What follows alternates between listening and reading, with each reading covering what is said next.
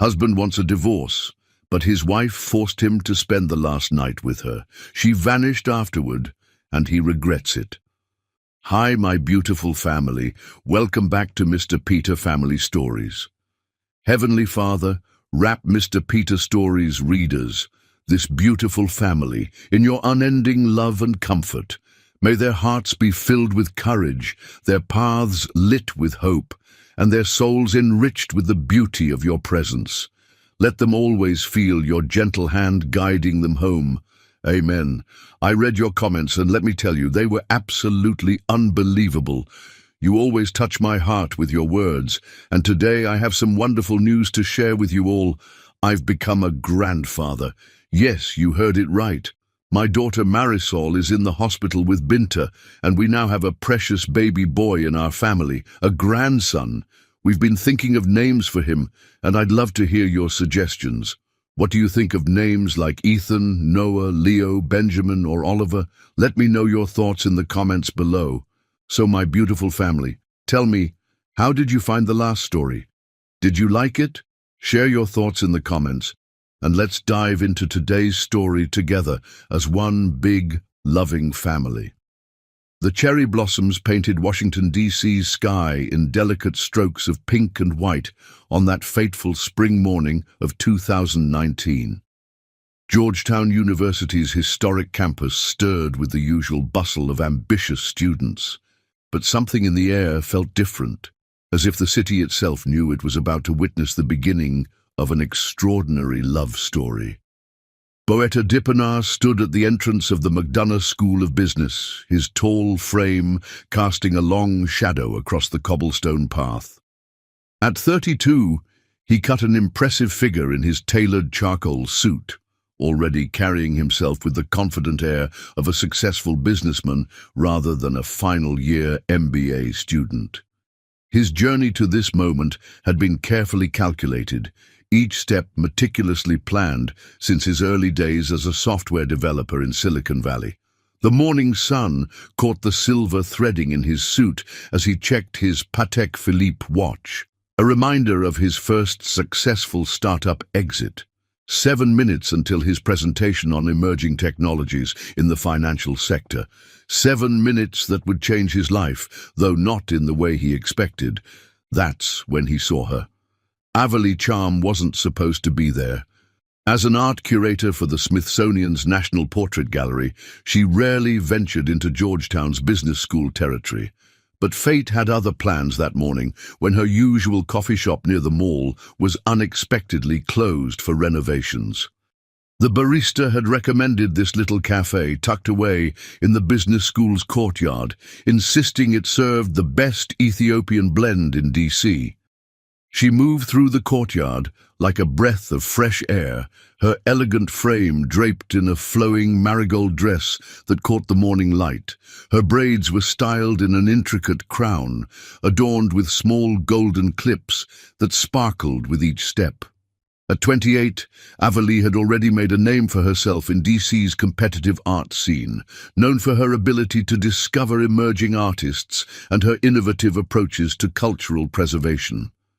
Their paths crossed at the cafe's entrance.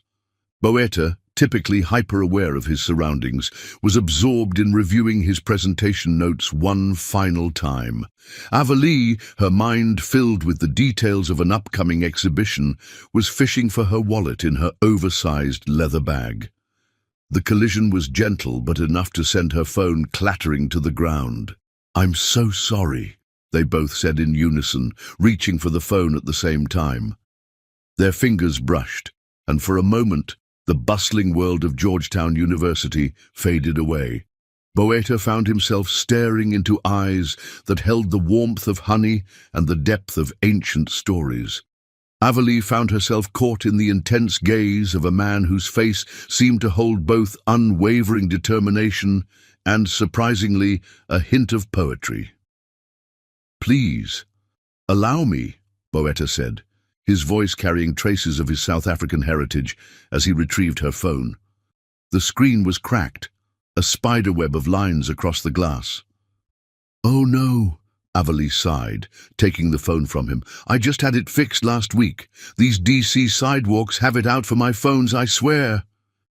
"I insist on paying for the repair," Boetta said, reaching for his wallet. "It was entirely my fault." Avalee waved him off with a smile that would haunt his dreams for years to come. "It's just a phone. Besides, I believe in signs. Sometimes the universe breaks things so we can find something new." The philosophical response caught him off guard. In his world of spreadsheets and market projections, such whimsy was rare. Yet something about her perspective intrigued him. "At least let me buy you a coffee to apologize," he offered, glancing at his watch. 5 minutes until his presentation. He should have been heading to the auditorium, running through his talking points one last time. Instead, he found himself hoping she'd say yes. "I wouldn't want to make you late," Avalee replied, nodding toward the folder in his hands with his presentation materials. "Those charts and graphs look important." "They can wait," Boetta heard himself say, surprising both of them. For the first time in his meticulously planned life, he was willing to let something important slide. The universe seemed to hold its breath. Avalee studied him for a moment, her artist's eye taking in the details. The precise knot of his tie, the careful arrangement of his cufflinks, the way he stood as if the world might need adjusting to meet his standards. She saw ambition, yes, but also something deeper, something yearning to break free from self-imposed constraints. "Well, Mr. Dippenaar, Boetta Dippenaar. Well, Mr. Dippenaar, I'm Avalee Charm, and I accept your coffee invitation on one condition." "Name it." "We don't talk about business, charts, or graphs. Just for 15 minutes, let's pretend we're in a world where success is measured in moments, not metrics." The proposition should have seemed absurd to him. He had built his life on metrics, on measuring every variable, on calculating every risk. Yet, as cherry blossom petals danced around them in the spring breeze, Boetta found himself nodding. They found a small table in the corner of the cafe, away from the morning rush of students.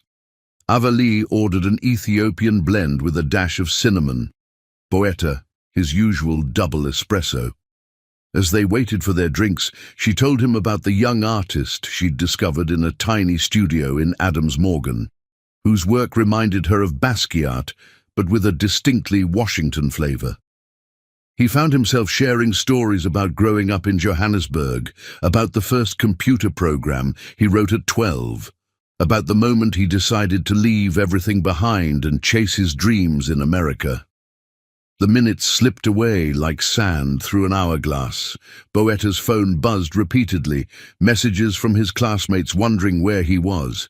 The presentation that had seemed so crucial just 20 minutes ago now felt distant, less significant than understanding why Avalee's eyes crinkled at the corners when she smiled, or how she used her hands to paint pictures in the air as she spoke. "You're going to be terribly late," she said finally, noticing his phone's persistent vibrating. "I already am," he replied, surprised to find he didn't care as much as he should have. "Then go," she said softly. "Go change the world with your charts and graphs, Mr. Dippenaar." He stood reluctantly, gathering his materials. "And you? Will you go back to finding beauty in unexpected places, Ms. Charm?" "That's the plan." She reached into her bag and pulled out a business card. It was unlike any he'd seen before, handmade paper with her contact information written in elegant calligraphy, in case you ever want to see the world through a different lens. Boetta took the card, noticing the slight roughness of the paper, the way the ink seemed to dance across its surface. He offered his own card in return, sleek, minimalist, embossed with his company's logo. "The ultimate contrast," Avalee laughed, comparing the two cards. "Art meets commerce." "Perhaps that's not such a bad combination," Boetta suggested, reluctant to leave. "Perhaps not," she agreed, her smile holding promises neither of them yet understood. He walked backward for a few steps, memorizing the way she looked in that moment. The marigold dress, the crowned braids, the knowing smile. Later, during his hastily delivered presentation, his mind kept wandering back to the cafe. His professors noted that he seemed distracted, less precise than usual. His colleagues whispered about how unlike him it was to be late. But for the first time in his carefully constructed life, Boeta-Dippenaar had glimpsed a different kind of success, one measured not in profit margins or market shares, but in the way his heart raced when she laughed, in the perfect temperature of coffee gone cold, because conversation was more important than drinking it, in the gentle flutter of cherry blossom petals marking the beginning of something extraordinary. That evening, as the sun set over the Potomac, casting the city in shades of gold and purple, Boeta sat in his penthouse apartment in Logan Circle, turning Avalee's handmade business card over and over in his hands. The city lights began to twinkle like stars, and for once, he wasn't thinking about tomorrow's meetings or market projections. Instead, he was wondering about the exact shade of honey in a pair of eyes that seemed to see right through his carefully constructed facade. In her own apartment in Adams Morgan, surrounded by art books and half-finished paintings, Avalee added his business card to her inspiration board, a stark, geometric contrast to the flowing, organic pieces surrounding it. She hadn't told him that she'd recognized his name, that she'd read about the young South African tech prodigy in the Washington Post's business section. She hadn't mentioned that she'd been fascinated by the contradiction in his press photos, the ruthless businessman with eyes that hinted at hidden depths. Neither of them could have known that this chance encounter would set in motion a series of events that would challenge everything they thought they knew about success, love, and the careful plans we make for our lives. But perhaps some part of them sensed it, in the way time seemed to slow down in that cafe, in the lingering glances and unspoken words, in the peculiar feeling that the universe had orchestrated their collision with meticulous care. The cherry blossoms continued to fall, coating Georgetown's pathways in a carpet of pink and white, nature's reminder that the most beautiful things in life often come unplanned, and in a city built on power, ambition, and carefully calculated moves, two souls had just taken their first steps toward a destiny neither of them could have predicted. That night, both of them dreamed in shades they'd never seen before. Boeta's world of black and white spreadsheets suddenly invaded by splashes of marigold, Avalee's artistic visions now containing precise geometric patterns that somehow made her wild colors shine brighter. Washington, D.C. had witnessed countless historic moments, but as the cherry blossoms drifted down in the gentle spring breeze, the city held its breath, knowing it was witnessing the beginning of something extraordinary. Little did they know that this was just the first chapter of a story that would test the boundaries between ambition and love, between carefully laid plans and the beautiful chaos of destiny. In the coming months and years, their lives would intertwine in ways that would challenge everything they thought they knew about success, sacrifice, and the true measure of a life well lived. But for now, in this moment, all that existed was the memory of coffee gone cold, the lingering scent of cherry blossoms, and two souls who had glimpsed, however briefly, the possibility of a different kind of happiness in a city known for its relentless pursuit of power and success. Chapter 2. Dancing in the Rain. 2 weeks had passed since their chance encounter at Georgetown, and Washington, D.C. had settled into the languid rhythm of late spring. The cherry blossoms had given way to full green leaves, and the city hummed with the energy of approaching summer. Boeta-Dippenaar had thrown himself back into his carefully structured routine, but found his thoughts constantly drifting to a handmade business card he now kept in his wallet. He had drafted and deleted 17 text messages to Avalee Charm. Each attempt felt either too formal or too casual, too eager or too aloof. For a man who regularly negotiated multi-million-dollar deals, the inability to compose a simple message was maddening. The rational part of his brain told him to focus on his upcoming graduation and the expansion plans for his company. Yet every time he passed a gallery or caught a glimpse of Marigold in a shop window, his carefully constructed focus wavered. Avalie, meanwhile, had immersed herself in preparations for a major exhibition at the National Portrait Gallery. Her days were filled with artist meetings, installation plans, and endless email chains about lighting and placement. But sometimes, during her morning coffee run, now permanently rerouted through Georgetown, she found herself scanning the business school's courtyard, wondering about the man whose calculated exterior had cracked just enough to show something more intriguing underneath.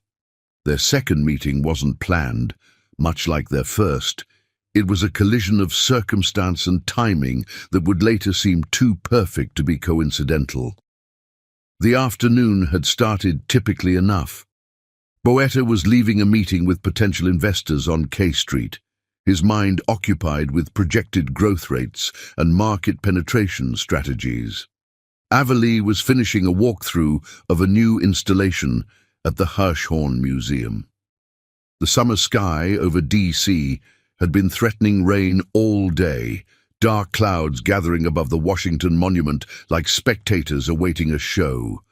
Their paths converged on the National Mall.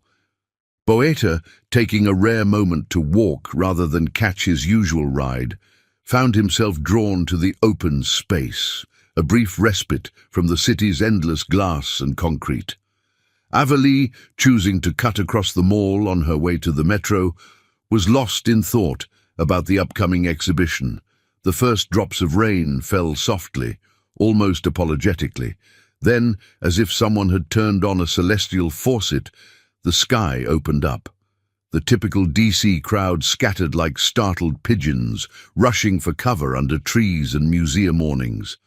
But Avalie stood. Still, the rain falls gently on her face.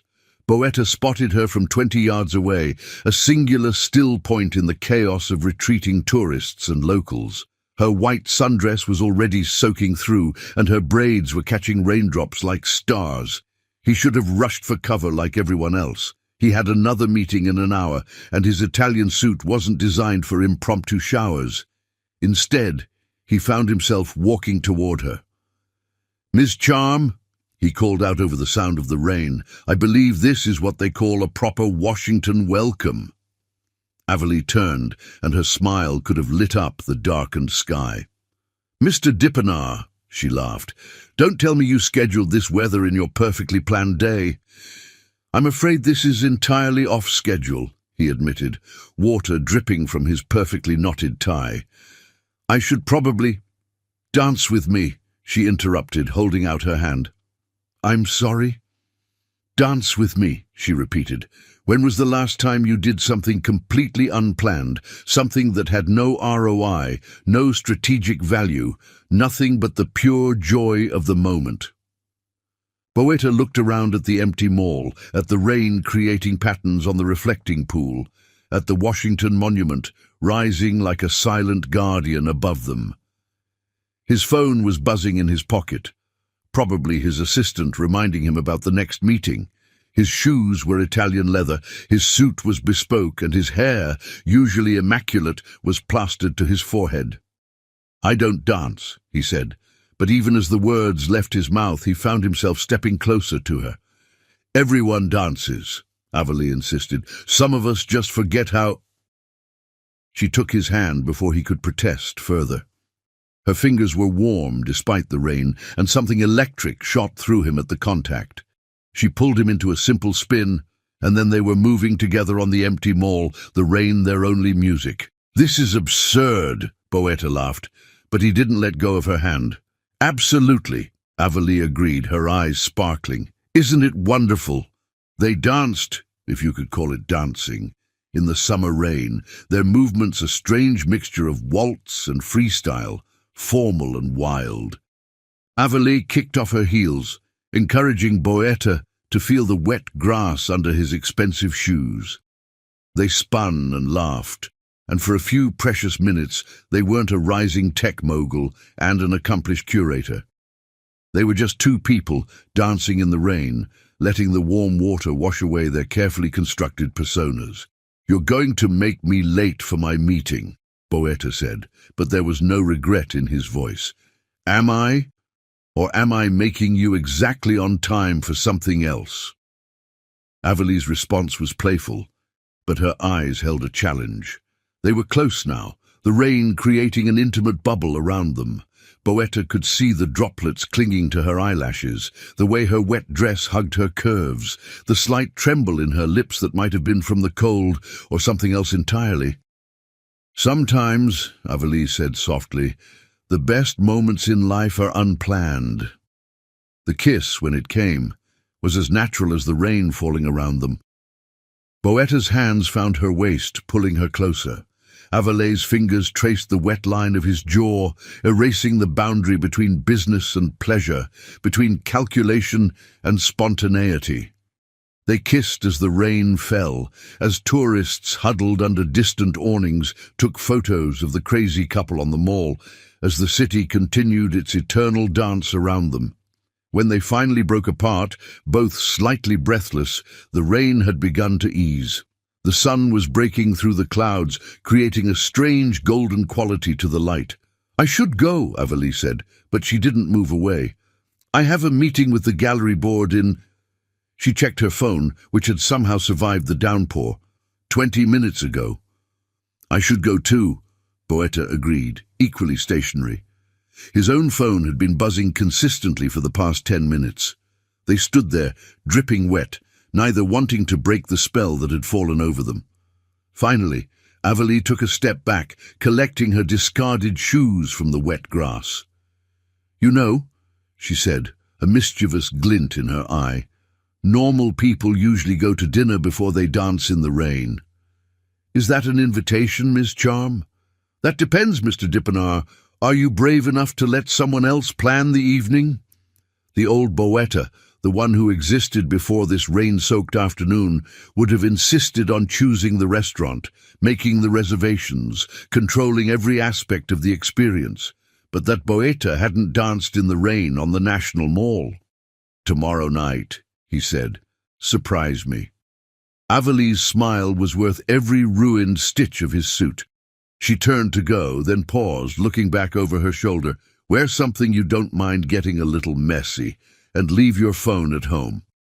She walked away, her wet dress clinging to her legs, her bare feet leaving temporary impressions in the grass.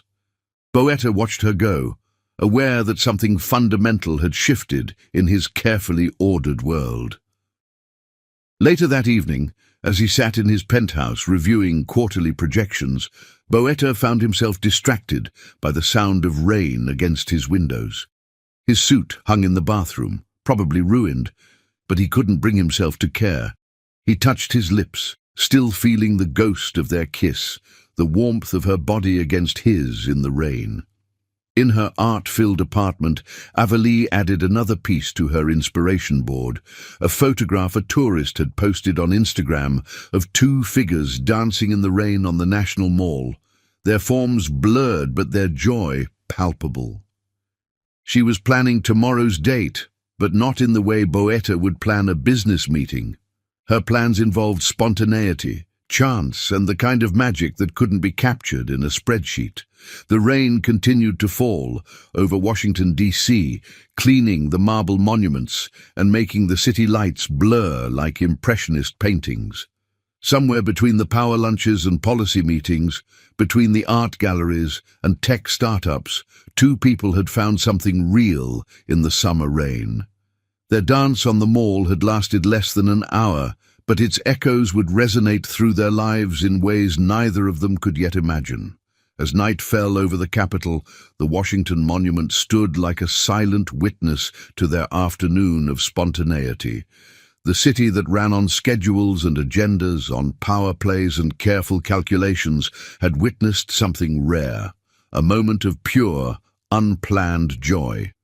And though neither Boetta nor Avalee could know it yet, that rain-soaked dance was just the beginning of a story that would challenge everything they thought they knew about love, success, and the beautiful chaos of letting go. Tomorrow would bring its own adventures, its own challenges, its own opportunities for magic. But for now, in separate parts of the city, two people fell asleep to the sound of rain, their dreams filled with wet grass, warm kisses, and the promise of something wonderful and entirely unplanned. Chapter 3. Building Dreams. The Jefferson Memorial stood like a luminous sentinel in the early morning light, its marble dome catching the first rays of dawn. It was the first day of May, exactly 1 year after their rain-soaked dance on the National Mall, and Washington, D.C. was adorned in its spring finest for what the local society pages were calling the wedding of the season. Boetta Dippenaar stood at the base of the memorial steps, his black tuxedo impeccable, his heart racing with an emotion he couldn't quite quantify in his usual spreadsheets. The past year had been a whirlwind of love, growth, and surprising discoveries. Their first date had led to a second, then a 20th, then to a small apartment they shared in Adams Morgan, where business plans and art pieces competed for wall space. In his pocket, he carried a handwritten note, their first correspondence, the business card with its elegant calligraphy now worn soft at the edges from constant handling. His proposal hadn't been planned. Avalie was rubbing off on him. It had happened on a random Tuesday evening when she was painting in their living room, barefoot and splattered with colors, and he realized he never wanted to come home to any other sight. Inside the memorial, Avalie Charm stood before a vintage mirror, her wedding dress a masterpiece of silk and lace that seemed to capture and reflect every nuance of light. The dress, like everything about their relationship, was a perfect blend of classic and contemporary, structured elegance with unexpected artistic touches. Small, hand-painted flowers adorned the hem, each one done by Avalie herself in the quiet hours of dawn when inspiration struck. "You're sure about this?" her mother asked, adjusting the crown of fresh cherry blossoms that replaced a traditional veil. "He's so structured." Avalie smiled, remembering how that very structure had gradually revealed its own kind of beauty. She thought of the way Boetta now left his phone behind during their Sunday brunches, how he'd learned to appreciate the beauty of imperfection, how his precise nature had given her art a new dimension of depth. "I'm sure," she said, touching the small painting she'd tucked into her bouquet, a miniature of them dancing in the rain, their figures abstracted, but the joy unmistakable. "He makes the chaos make sense." The ceremony was intimate, despite the pressure from DC's social circles to make it a grand affair. Only their closest friends and family gathered under the dome of the Jefferson Memorial, while cherry blossom petals danced on the morning breeze. The early hour meant tourists were few, though those present couldn't help but stop and stare at the scene unfolding. When Avalie appeared at the top of the steps, Boetta felt time stop. She descended like a living work of art, each step graceful and unhurried. The rising sun through the memorial's columns created a natural spotlight, and for a moment he was transported back to that first morning at Georgetown, when she'd walked into his carefully ordered world and rearranged everything. Their vows were a reflection of their journey, his methodically written but delivered with raw emotion, hers spontaneously spoken but with an underlying structure that made him smile in recognition. They had learned from each other, grown into each other's spaces like vines finding the perfect wall to climb. "I promise to be your safe harbor," Boetta said, his voice carrying the weight of absolute certainty, "while giving you the freedom to sail wherever your art takes you." "And I promise," Avalie responded, her eyes bright with unshed tears, "to help you see the beauty in the unplanned moments, while respecting the dreams you've built with such care."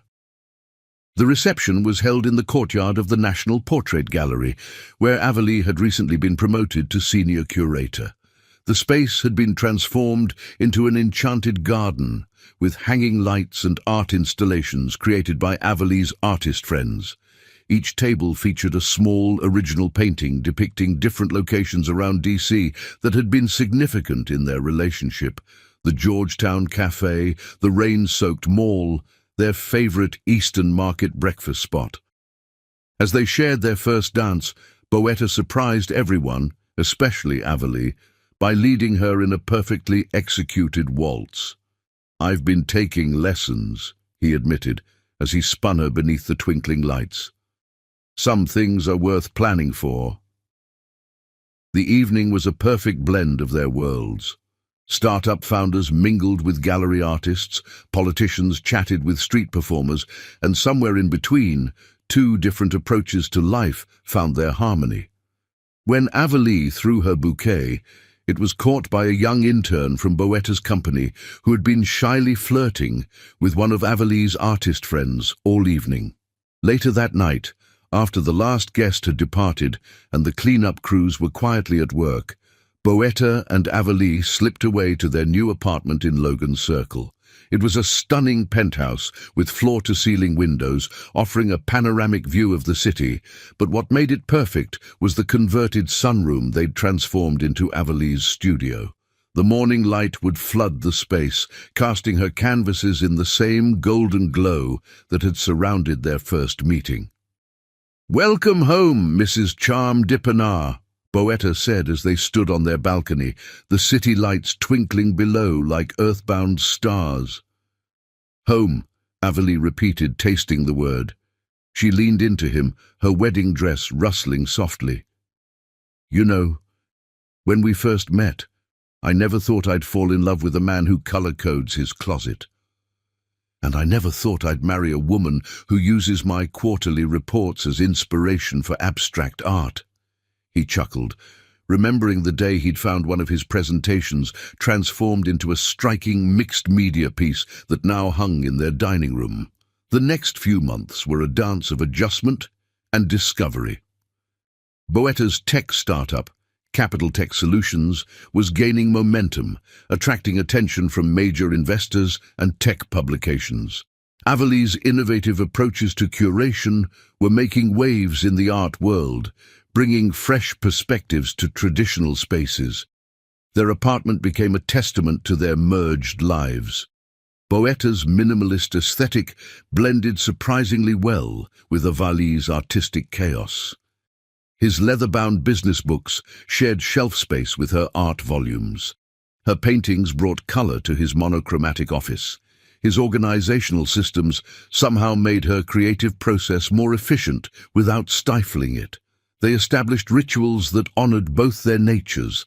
Sunday mornings were sacred, no phones, no emails, just them and the farmer's market at Eastern Market, followed by brunch at their favorite cafe.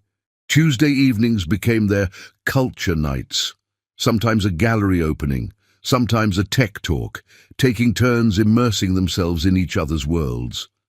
But it wasn't all smooth sailing. Boetta's work hours grew longer as the company expanded. Avalee's exhibition schedules became more demanding. They had to learn to navigate the demands of their careers while nurturing their relationship. Sometimes they succeeded brilliantly, like when Boetta set up a surprise virtual reality art installation in his office so Avalee could work on her curation remotely while spending time with him. Other times they struggled. Missed dinners, forgotten appointments, the small disappointments that come with two ambitious people building their dreams. Yet they always found their way back to each other. On late nights, when Boetta was stuck at the office, Avalee would bring her sketchbook and work quietly in his presence, turning his technical diagrams into flowing abstracts. When Avalee was consumed with installation preparations, Boetta would bring his laptop to the gallery, filing reports amid the controlled chaos of her world. One particularly memorable evening, during a power outage that affected half the city, they found themselves sitting on their balcony, sharing takeout by candlelight. Avalee was wearing one of Boetta's dress shirts, her hair loose around her shoulders, while he had abandoned his usual tie and rolled up his sleeves. "Do you ever wonder," she asked, picking at her pad thai, "if we're too different to make this work long-term?" Boetta was quiet for a moment. his analytical mind processing the question. "I used to," he admitted. "But then I realized something. In programming, the most robust systems are often built on seemingly contradictory elements working in harmony. Maybe we're not too different. Maybe we're just complex enough to create something extraordinary." Avalise smiled, reaching for his hand across the candle-lit table. "That might be the most romantic thing you've ever said to me, Mr. Dippenar, even if you did use a programming metaphor." Their laughter mingled with the distant sounds of the city, rising up into the star-strewn sky. Below them, Washington, D.C. continued its eternal dance of power and politics, of art and commerce, of dreams being built and broken and built again. But in their penthouse sanctuary, they had created their own world, a place where spreadsheets could inspire paintings, where spontaneity and planning could coexist, where love could bridge the gap between two different ways of seeing the world. As they fell asleep that night, Avalise's head resting on Boeta's chest, neither could have predicted the challenges that lay ahead. They couldn't know that their greatest test would come not from their differences, but from the very dreams they were building together. But for now, in the quiet of their newlywed life, they were writing their own story, one that proved that sometimes the most beautiful dreams are built not on perfect similarity, but on the exquisite balance of contradiction. The city lights continued to twinkle, casting patterns on their bedroom wall that looked almost like the rain that had brought them together. Tomorrow would bring new challenges, new opportunities, new moments to choose between heart and ambition. But tonight, they slept peacefully, two dreamers who had found in each other the perfect canvas for their shared masterpiece. Chapter 4. The First Cracks. Success came to Capital Tech Solutions like a tidal wave, swift and overwhelming. 3 years into their marriage, Boeta Dippenar found himself at the helm of what the Washington Post was calling DC's fastest-rising tech empire.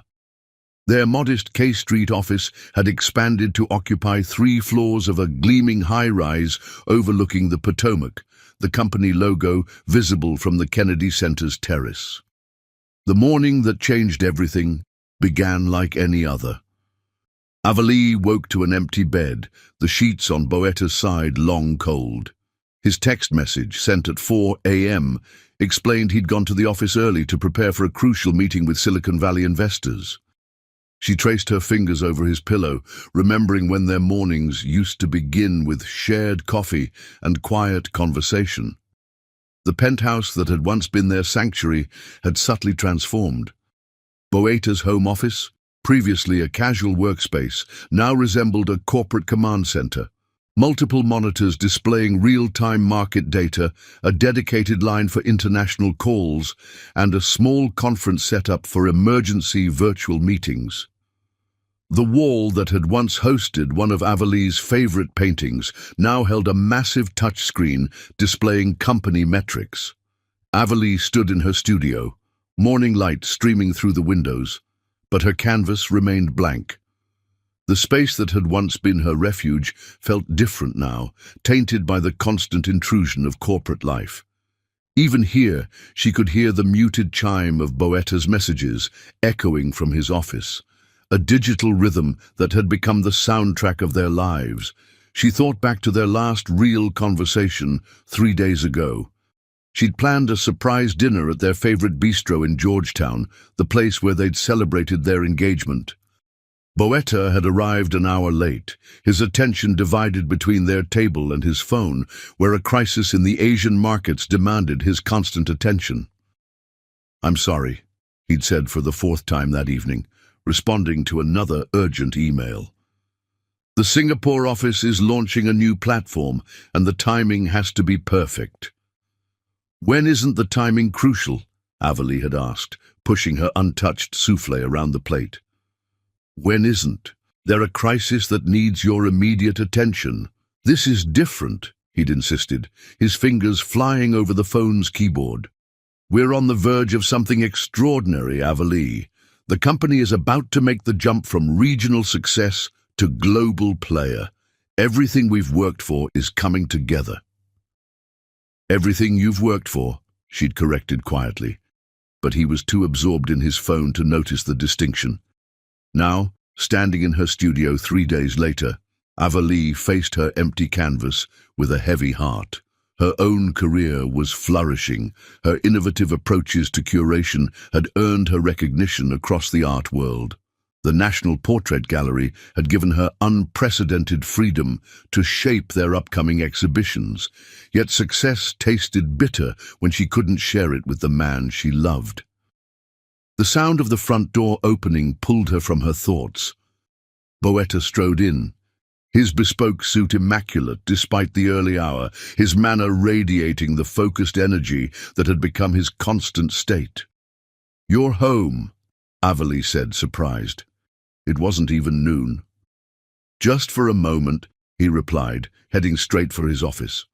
"I forgot the Singapore proposal files on my desk. The investors' meeting got moved up and I need—" He stopped abruptly, finally noticing the collection of paintings leaning against the wall of Avalee's studio. "What are these?" "My new series," she said softly. "The one I've been working on for the past 3 months. The one I told you about last week." He stared at the paintings, and for a moment, Avalee saw a flicker of the man who had danced with her in the rain. The canvases told their story, a series of abstract pieces that captured the evolution of their relationship. The first was full of joy and movement, all bright colors and dynamic strokes. Each subsequent piece grew more structured, more confined, until the final canvas showed a riot of color trapped within rigid geometric patterns. "They're intense," he said finally, his phone buzzing in his pocket. "We should talk about them over dinner. I'll try to be home by—" 8, Avalee supplied. 9? 10? Or will you text at midnight to say you're still at the office? The edge in her voice made him pause. What's that supposed to mean? When was the last time we had dinner together, Boetta? When was the last time we had a conversation that wasn't interrupted by your phone? You knew what you were getting into, he said, his tone sharpening. You knew I was building something important. The company needs me right now. And what about what I need? The words came out before she could stop them, hanging in the air between them like smoke. His phone buzzed again, more insistent this time. Boetta glanced at it, his expression tightening. The investors are waiting. We'll talk about this tonight. Will we? Avalee challenged. Or will you come home at midnight, too exhausted to do anything but check your emails one last time before falling asleep? That's not fair, he said, but his hand was already reaching for his briefcase. This is temporary. Once we secure this round of funding, it's always temporary, Avalee interrupted. There's always another deal, another crisis, another reason why your company needs you more than your marriage. The words hit him like physical blows, but his phone was buzzing again, and years of corporate discipline had trained him too well. I have to go, he said, already moving toward the door. We'll figure this out tonight, I promise. Avalee watched him leave, listening to his footsteps fade down the hallway. When she heard the front door close, she turned back to her blank canvas, picking up a brush. Her hand trembled slightly as she made the first stroke, a hard black line cutting across the white surface. The day stretched on, the city outside their windows going about its usual business. Avalee painted with a fury she hadn't felt in years, her emotions pouring onto the canvas in harsh strokes and discordant colors. By late afternoon, she had created something raw and painful, a visual representation of the distance growing between them. Evening came, and with it the expected text, "Meeting running late, don't wait up." Avalee stood on their balcony, looking out over the city they'd both fallen in love with. Washington, D.C. glittered below, monuments lit up like beacons in the darkness. Somewhere in one of those gleaming office towers, her husband was building his empire, one missed dinner at a time. She thought about the early days of their marriage, when they'd found such beautiful balance between his structure and her spontaneity. She remembered lazy Sunday mornings and impromptu dance sessions in their kitchen.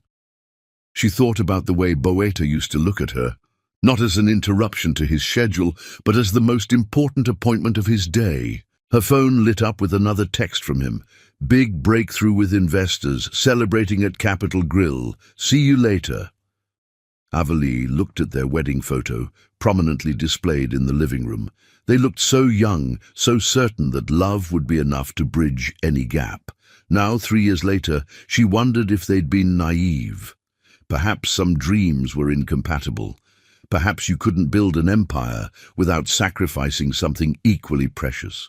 She walked back into her studio, staring at the series of paintings that documented their relationship's slow transformation. The final canvas, still wet from today's emotional outburst, seemed to mock her with its stark depiction of their reality. Outside, a summer storm was brewing, lightning illuminating the city in brief, brilliant flashes. Avalee remembered another storm, 3 years ago, when they danced on the National Mall without a care in the world. The memory brought tears to her eyes, and she let them fall, watching as they mixed with the paint on her palette. The first cracks in their perfect world were spreading, subtle but undeniable. Like hairline fractures in a masterpiece, they threatened the very foundation of what Boetta and Avalee had built together. The question was no longer if they would need to address these cracks, but whether they would do so before the entire structure crumbled around them. As midnight approached, Avalee lay awake in their bed, listening to the storm rage outside.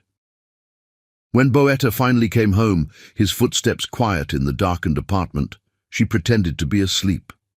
She felt him pause in the doorway of their bedroom, perhaps watching her, perhaps thinking about their argument. Then came the familiar sound of his phone vibrating, and moments later, the soft click of his home office door closing. The night stretched on, filled with the sound of rain against windows and the distant murmur of Boetta's voice as he conducted yet another international call. In the darkness, Avalee opened her eyes, staring at the ceiling as lightning illuminated the room in stark bursts of clarity. Each flash revealed another truth she'd been trying to ignore: that success had costs, that love wasn't always enough, that sometimes the hardest choices came disguised as simple questions of priority. Tomorrow would bring another day of missed connections and parallel lives lived under the same roof. But tonight, in the storm-dark hours of early morning, the first real cracks in their foundation were no longer possible to ignore. The only question was whether they would find a way to repair them before everything they'd built together came crashing down around them. Chapter 5. The Fading Canvas. In the soft light of dawn, Avalee Charm-Dipanar stood in her studio, surrounded by the physical manifestations of her fading marriage. The once vibrant space felt different now. Her canvases had taken on darker tones, her brushstrokes grown more aggressive, the colors muting themselves as if in sympathy with her heart's quiet breaking. The summer heat had settled over Washington, D.C. like a heavy blanket, but inside their penthouse, a different kind of warmth was missing. Avalee had spent the past month trying everything she could think of to bridge the growing distance between herself and Boetta. Each attempt felt like throwing pebbles into an ever-widening canyon, hoping one might somehow build a bridge. Her first strategy had been surprise lunches at his office. She would arrive with carefully packed meals from his favorite places: Ethiopian from Churcha, sushi from Nobu, comfort food from Old Ebbitt Grill. But more often than not, she found herself eating alone in his pristine office while he attended emergency video calls. Her presence reduced to a distraction he had to apologize for to his colleagues. "I'm sorry," he'd say, covering his microphone between meetings. "The Tokyo market just opened, and there's a situation we need to handle." The food would grow cold, and eventually Avalee would leave the untouched containers on his desk, each one a small monument to another failed connection. She tried scheduling weekend getaways, careful to book them months in advance, marking them in his calendar with the same bold priority as his board meetings. She found a beautiful bed and breakfast in Virginia's wine country, just an hour from D.C., but worlds away from the corporate chaos. Boetta had seemed excited when she first told him, actually looking up from his phone long enough to smile at the brochures she'd collected. But the morning they were supposed to leave, his assistant called. A major potential investor was in town unexpectedly, and wouldn't it be better to reschedule just this once? Avalee cancelled the reservation, adding it to the growing list of just this once disappointments that were becoming their new normal. Even their home felt like it was conspiring against her efforts. She had tried to maintain their shared spaces as neutral territory, free from the encroachment of their professional lives. But Boetta's work had a way of spreading, like an invasive species claiming new territory. Monitors appeared on kitchen counters, conference calls echoed from the bathroom, and their bedroom had become a satellite office for early morning meetings with Asian markets. One particularly humid evening, Avalee decided to transform their rooftop terrace into a romantic dinner venue. She spent hours setting up string lights, arranging flowers, and preparing Boetta's favorite South African dishes. A taste of home to remind him of simpler times. She even wore the marigold dress that had caught his eye that first morning at Georgetown. He was only 2 hours late. When he finally arrived, his tie loosened and his eyes glazed with exhaustion. He managed a genuine smile at her efforts. For a moment, Avalee saw a glimpse of the man who had danced with her in the rain. But before they'd finished their appetizers, his phone lit up with that now familiar urgency. "It's the West Coast team," he said, already standing. "They're having issues with the new platform launch. I'll just be a minute." That minute stretched into an hour, then 2. By the time he returned, the food was cold, the candles had burned low, and Avalee was sitting alone in the dark, watching the city lights blur through unshed tears. "I'm sorry," he said, and she could hear that he meant it. "Let me make it up to you. This weekend." "Don't," she interrupted softly. "Don't make promises we both know you won't keep." Her next attempt was more calculated, designed to speak his language. She created a detailed presentation, complete with charts and graphs, showing the steady decline in their time together. She mapped their conversations, their shared meals, their intimate moments, watching the trend lines fall month after month. She even included projected scenarios, demonstrating where their relationship would be in 6 months if nothing changed. Boetta had sat through her presentation with the same focused attention he gave his board meetings. He asked thoughtful questions, made notes, and seemed genuinely concerned by the data. For a moment, Avalee felt hope flutter in her chest. "You're right," he said finally. "We need to be more efficient with our time together. I'll have my assistant block out specific hours for us each week." She wanted to scream that efficiency wasn't the point, that love couldn't be scheduled like a quarterly review, that she needed her husband, not another appointment in his calendar. Instead, she watched as he created a recurring calendar event titled Quality Time with Avalee, and tried to ignore how wrong it felt to see their marriage reduced to a time slot between investor calls. The art world offered no escape from her personal pain. Her work at the National Portrait Gallery, once a source of pure joy, now felt heavy with irony. She spent her days curating other people's stories of love and loss, arranging pieces that spoke of passion and connection, all while her own love story was fading like an improperly preserved masterpiece. Her latest exhibition, titled Connections, had opened to critical acclaim. The Washington Post praised her innovative approach to showing how human relationships evolved in the digital age. During the opening reception, surrounded by DC's cultural elite, Avalee stood before a powerful piece showing 2 figures gradually dissolving into pixels and data streams. "It's a striking commentary on modern relationships," a prominent critic told her. "The way technology both connects and separates us. Very powerful." Avalee smiled politely, wondering if anyone could see that the piece wasn't commentary. It was confession. Boetta had promised to attend the opening, but a video call with European investors ran long. He sent flowers instead, the card signed by his assistant. That night, alone in her studio, Avalie began a new painting. She worked until dawn, pouring her grief and frustration onto the canvas. The result was unlike anything she'd created before, a massive piece dominated by a central figure that seemed to be simultaneously reaching for and pulling away from a world of harsh digital angles and cold corporate blues. When Boetta passed through the studio the next morning, coffee in one hand and phone in the other, he paused briefly before the new work. "That's different," he said, frowning slightly. "It's very emotional." "That's the point," Avalie replied, but he was already walking away, responding to another urgent email. She tried one last time to reach him through art, creating a series of small, intimate pieces that told the story of their relationship. She hung them throughout their apartment, in his office, the kitchen, the bedroom, hoping they might serve as reminders of what they were losing. The first piece showed their meeting at Georgetown, all warm colors and dynamic energy. The second captured their dance in the rain, with loose, joyful brushstrokes that almost seemed to move on the canvas. Then came their wedding day, their early married life, each moment preserved in paint and memory.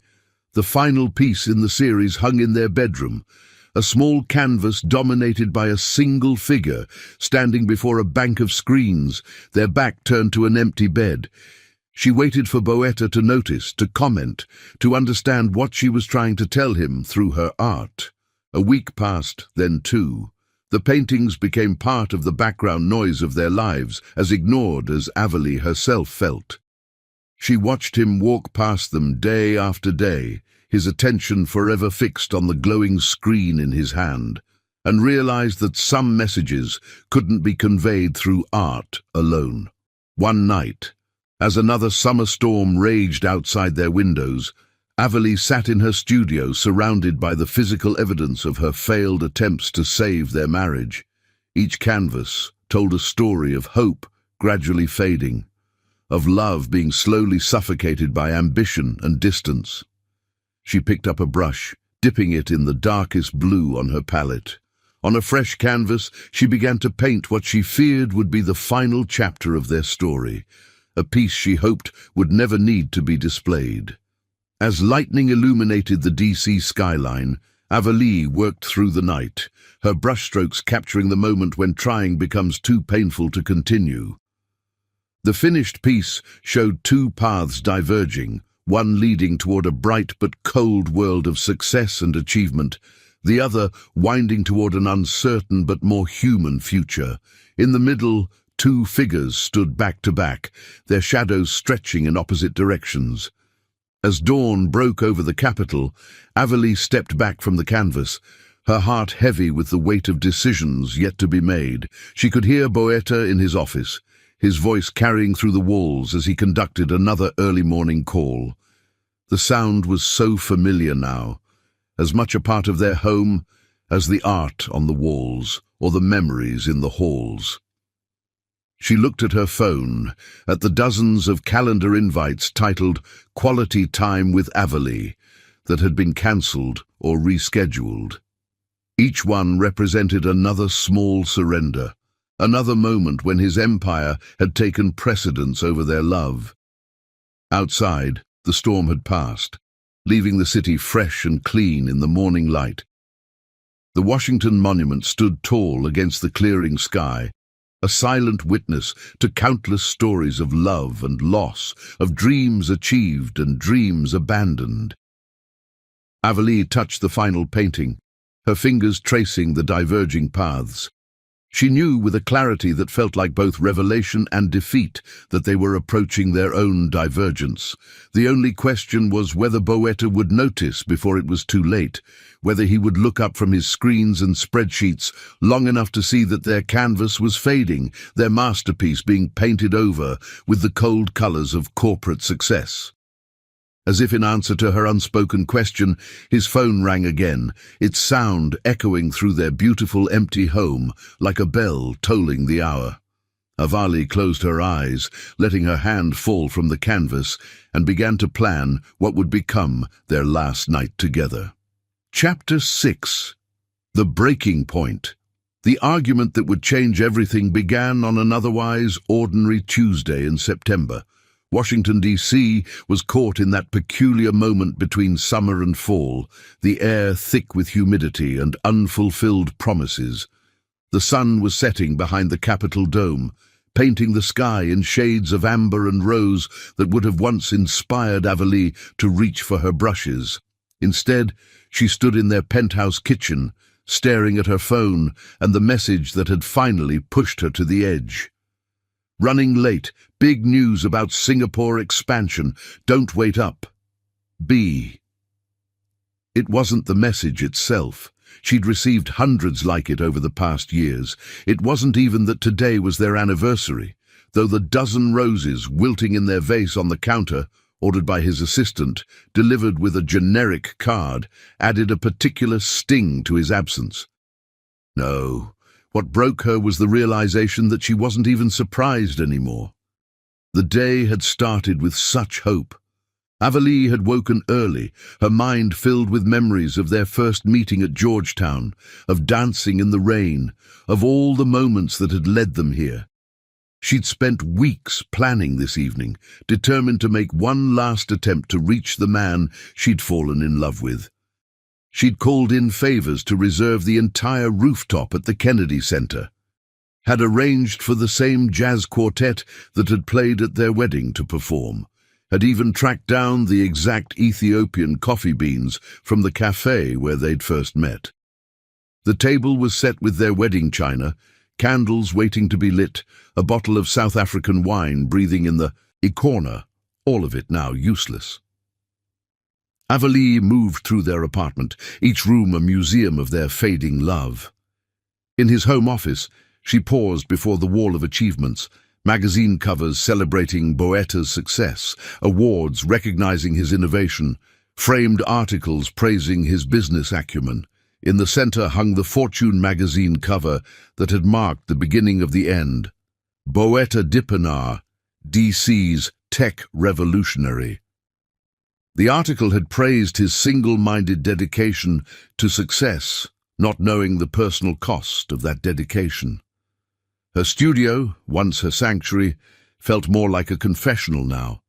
Her recent works lined the walls, each canvas documenting their relationship's slow dissolution in shades of blue and grey. The latest piece, still unfinished on her easel, showed a woman dissolving into pixels, her form scattered by a digital wind. The sound of keys in the door pulled her from her thoughts. Boeta entered, his excitement palpable even from across the room. His suit was impeccable despite the late hour, his eyes bright with the fever of success. "Avali, you won't believe what just happened. The Singapore team—" He stopped abruptly, finally noticing the elegant dress she wore, the carefully set table, the now cold dinner. "Oh God, the anniversary dinner. I completely forgot?" Avali supplied, her voice steady despite the storm raging in her chest. "No, you didn't forget. Your assistant reminded you this morning. I saw the calendar alert on your phone. You chose to miss it." "That's not fair," Boeta protested, dropping his briefcase on the counter. "This meeting was crucial. We're about to expand into Southeast Asia, I know. Just like last month's crucial meeting was about expanding into Europe. And next month there'll be another market, another opportunity, another reason why your company needs you more than your marriage." "The company doesn't need me more than our marriage," he argued, but his hand was already reaching for his buzzing phone. "It's just a demanding phase. Once we secure this expansion, don't." Avali's voice cut through the room like a blade. "Don't you dare say this is temporary. Nothing about this is temporary. This is who you've chosen to become." The words hung in the air between them, heavy with 3 years of accumulated pain. Boeta's phone continued to buzz, but for once he didn't immediately answer it. What do you want from me, Avalee? I'm building something important here. Something that could change the way the whole world does business. You knew who I was when you married me. Did I? She moved to the window, looking out at the city they'd both loved. I married a man who danced with me in the rain, who saw beauty in spontaneity, who understood that success meant nothing without someone to share it with. I'm still that man, Boetta insisted, but his phone was in his hand again, screen glowing with urgent messages. Are you? Avalee turned to face him, really looking at him for the first time in months.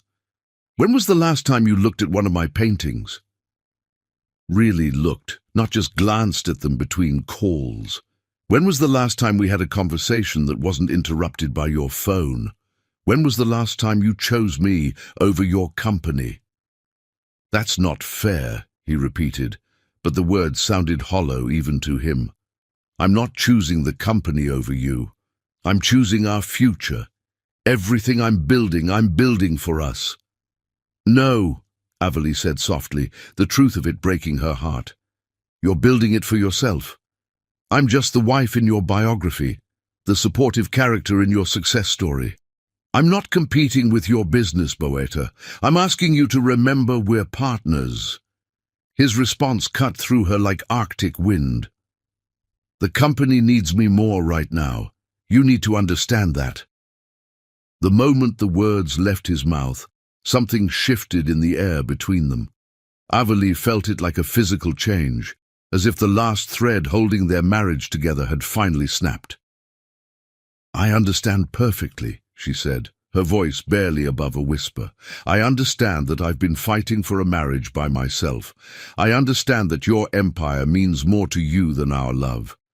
I understand that the man I married is gone, replaced by someone who measures everything, even love, in profit margins and market shares. That's not...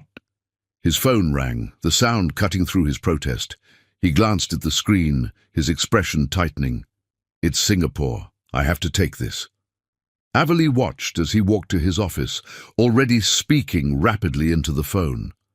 The door closed behind him, leaving her alone with the cooling dinner, the wilting roses, and the realization that she'd been alone for much longer than just this evening. She moved through their apartment like a ghost, touching things that had once meant so much, photos from happier days, art they'd bought together, small mementos of their love story. In their bedroom, she opened her closet, pulling out the red dress she'd been saving for a special occasion.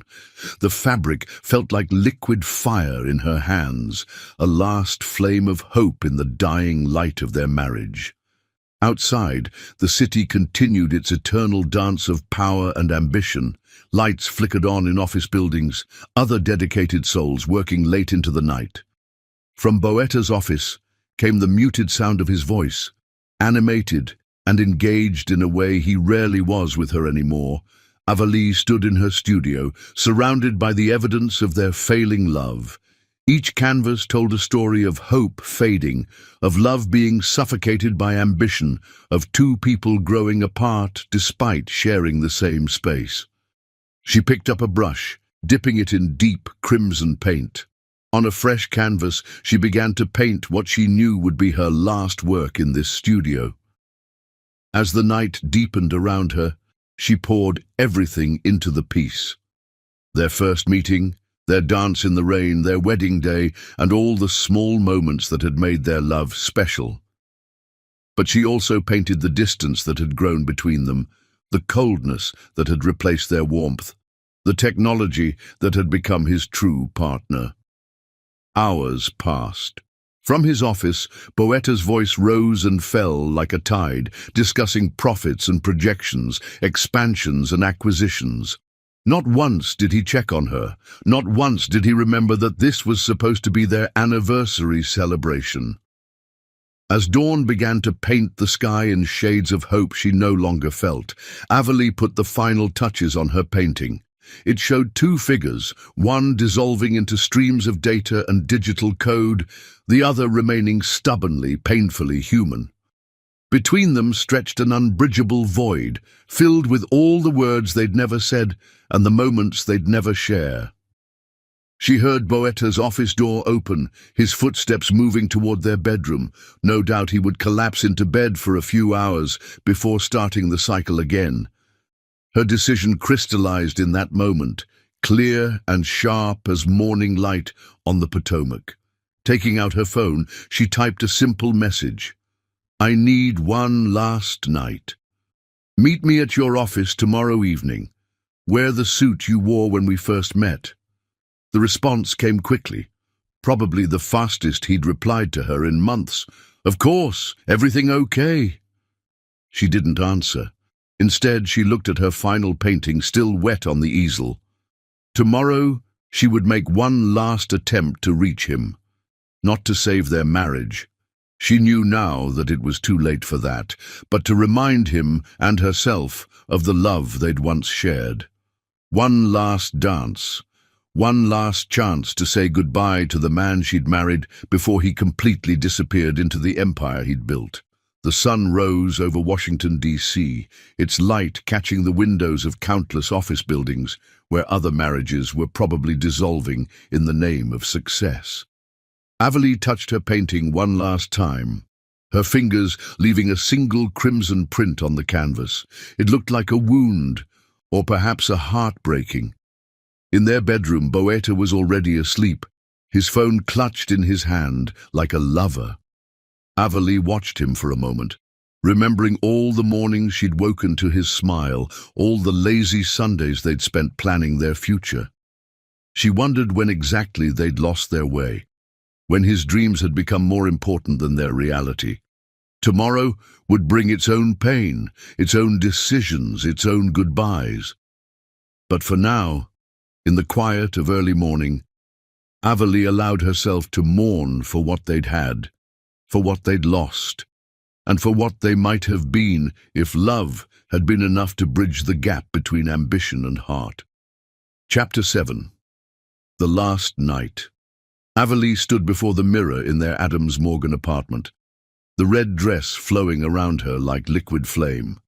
She had purchased it months ago, saving it for a special occasion that never came. Now it would serve a different purpose, not a celebration, but a farewell. Her fingers traced the silk, remembering how Boetta used to touch her with that same delicate attention before spreadsheets and market shares consumed his world. The afternoon light filtered through the windows, casting long shadows across their bedroom. She had spent the day preparing not just her appearance, but her heart.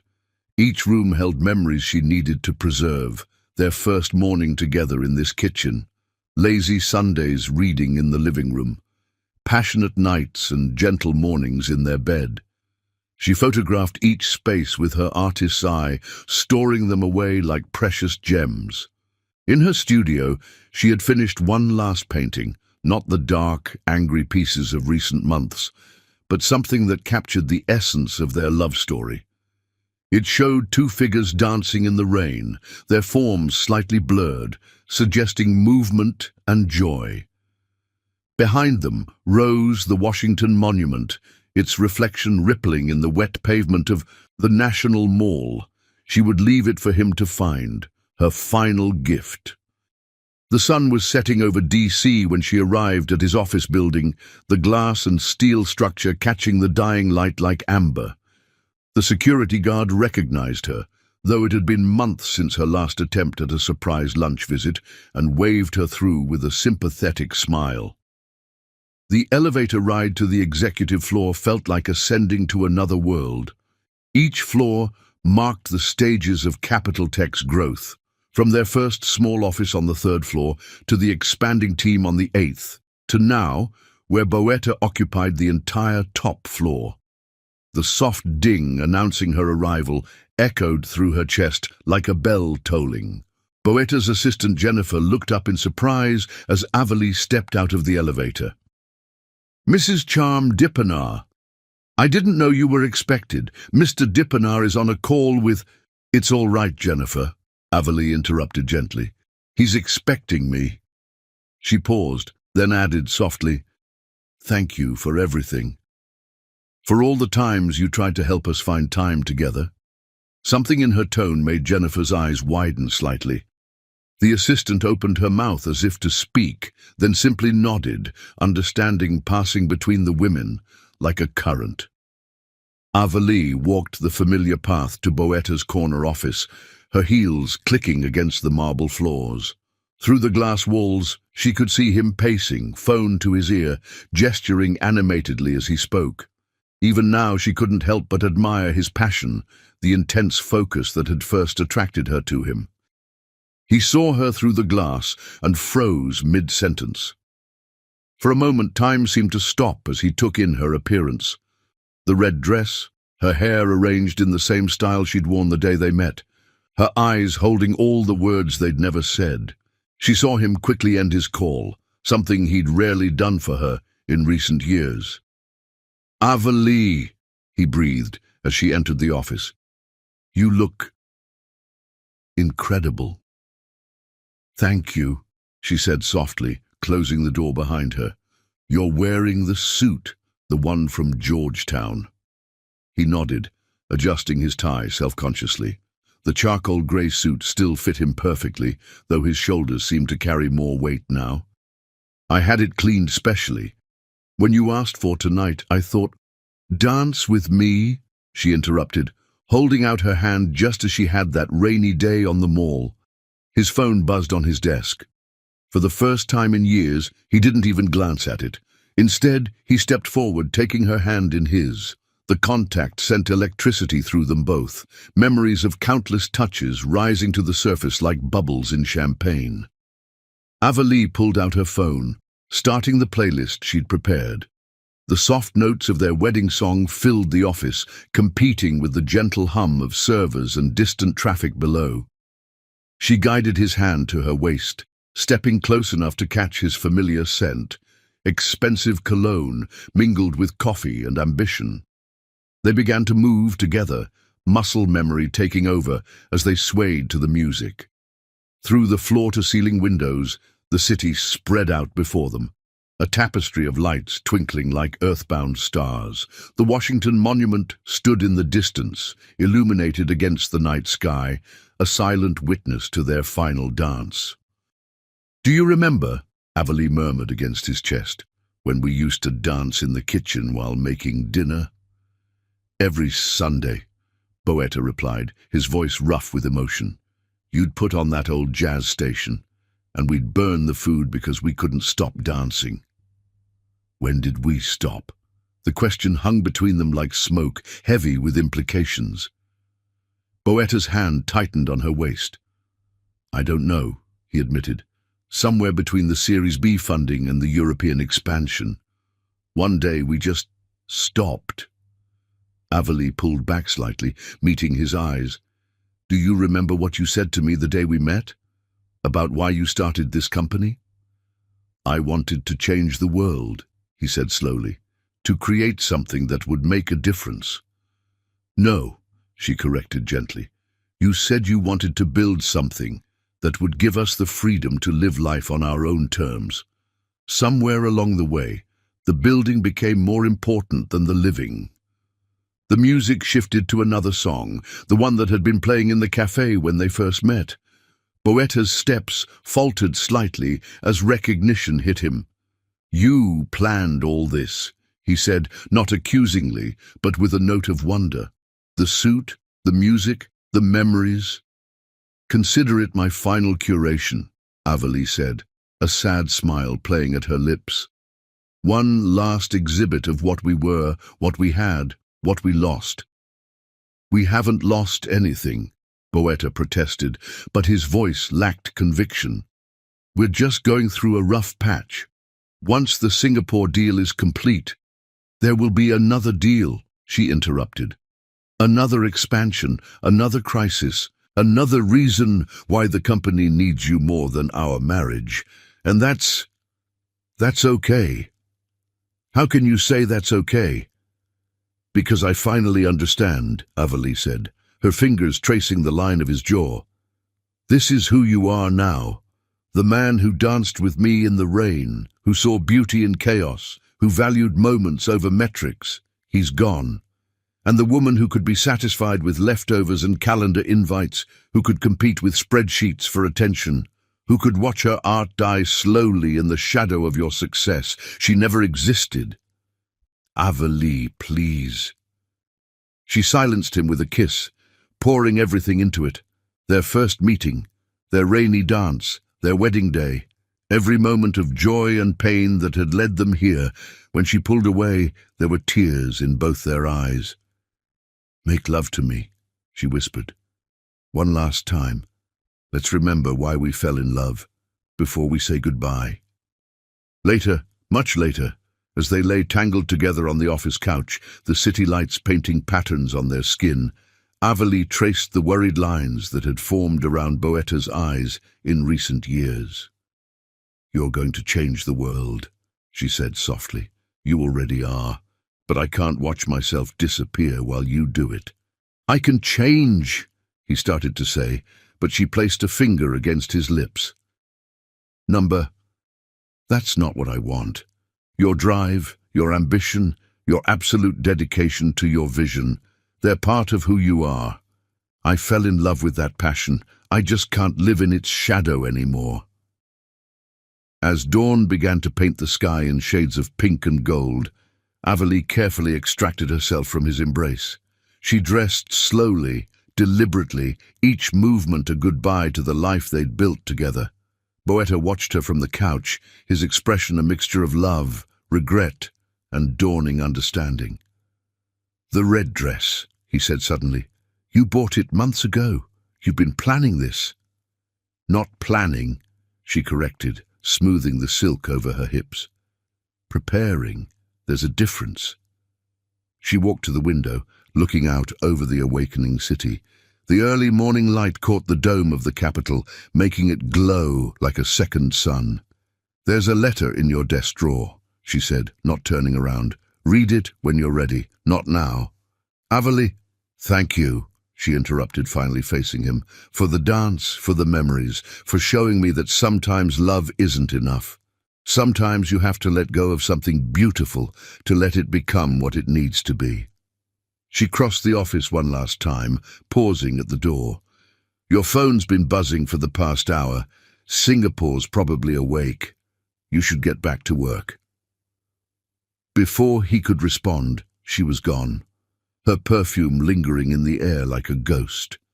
Through the glass walls, he watched her walk to the elevator, her red dress aflame against the corporate greys and blacks. She didn't look back. Alone in his office, surrounded by the evidence of his success and the echo of her absence, Boetta Dipanar felt something fundamental shift in his carefully ordered world. His phone buzzed again. Singapore, urgent, demanding immediate attention. For the first time in years, he let it ring. The sun rose over Washington, D.C., painting the sky in colors that would have made Avalee reach for her brushes. In the growing light, a red dress moved through the city streets like a wound, or a heart breaking, or perhaps both. Behind her, in a glass tower filled with dreams and data, a man sat motionless at his desk, holding an unopened letter while his empire continued to grow in the silence of her absence. Chapter 8. The Letter. The morning sun had fully risen over Washington, D.C. by the time Boetta Dipanar found the strength to reach for the envelope in his desk drawer. His fingers trembled slightly, an unfamiliar sensation for hands that usually moved with such certainty across keyboards and contracts. The envelope was heavy, cream-colored art paper that he recognized from Avalee's studio. His name was written on the front in her distinctive calligraphy, each letter a small work of art. The office around him felt different now, altered by the lingering scent of her perfume and the memory of their last dance. His phone had finally stopped buzzing. Even Singapore, it seemed, had exhausted its urgent demands. In the sudden silence, he could hear his own heartbeat, could feel the weight of every decision that had led to this moment. With careful movements that belied his inner turmoil, Boetta opened the envelope and unfolded the letter within. The paper was handmade. He remembered the day she'd learned to make it, coming home covered in pulp and beaming with pride. Her words flowed across the page like art itself, each sentence a brushstroke painting their story. Dear Boetta, you once told me you loved how I could find beauty in chaos. It was our first morning together. Sunlight streaming through the windows of that tiny Georgetown cafe, and you looked at my sketchbook with such wonder, as if you'd discovered a new way of seeing the world. I fell in love with that look in your eyes, the way you could appreciate art, even though your own world was built on algorithms and spreadsheets. But I can't find beauty in the chaos anymore, not in the endless meetings, the constant calls, the way your empire has consumed our love bite by bite. I've tried, my darling. I've tried to paint our story in different lights, to frame our marriage in ways that might make sense of what we've become, but every canvas tells the same truth. We're no longer creating art together. We're not even in the same gallery anymore. I'm not leaving because I stopped loving you. I'm leaving because I love you enough to know that we're destroying each other by staying together. You need freedom to build your dreams without the weight of my disappointment. I need space to remember who I am without being a footnote in your success story. Do you remember that rainy day on the National Mall? How we danced without music? How the whole world seemed to disappear around us? I've been chasing that feeling for years now, trying to recreate that magic in 1,000 small ways. But you can't choreograph spontaneity. You can't schedule joy. You can't measure love in market shares and quarterly reports. In my studio, you'll find one last painting. It's not a goodbye, it's a memory captured in colors and shapes that only you will truly understand. Keep it, sell it, store it away. But know that it holds the truth of what we were, what we could have been in another life where timing and dreams aligned differently. I've left your ring on my easel, not because I regret wearing it, but because some masterpieces are meant to remain unfinished. Some loves are meant to be chapters rather than complete stories. You taught me about efficiency, about the beauty of well-planned execution, so I'm making the most efficient choice.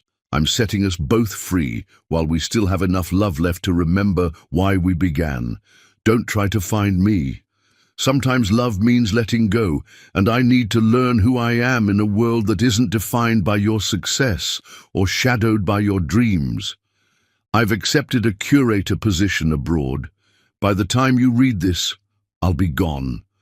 Don't worry about the apartment or our shared accounts. My lawyer will contact yours with everything you need. I want you to know that I'm proud of you, proud of the empire you've built, the lives you've changed, the world you're reshaping. You're going to be exactly who you've always wanted to be, the visionary, the innovator, the man who changed the way the world does business. I just can't be the woman who watches her own dreams fade while yours take flight. You'll wonder if there was something you could have done differently. There wasn't.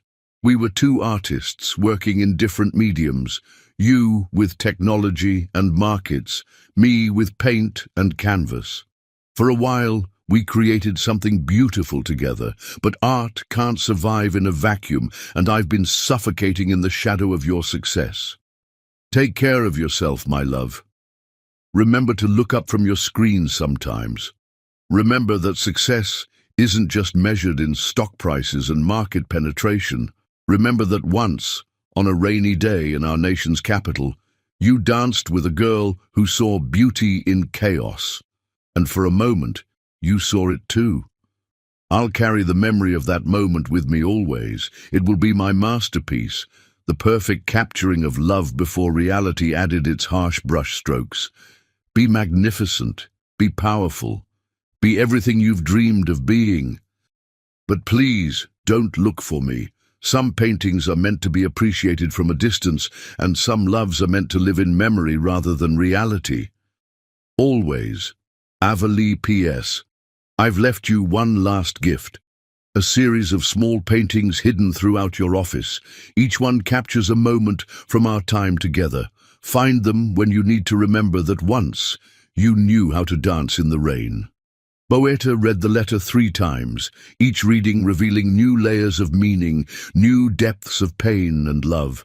His hands shook as he set it down on his desk, the morning light catching the tears that had fallen on the handmade paper. With newfound awareness, he began to look around his office.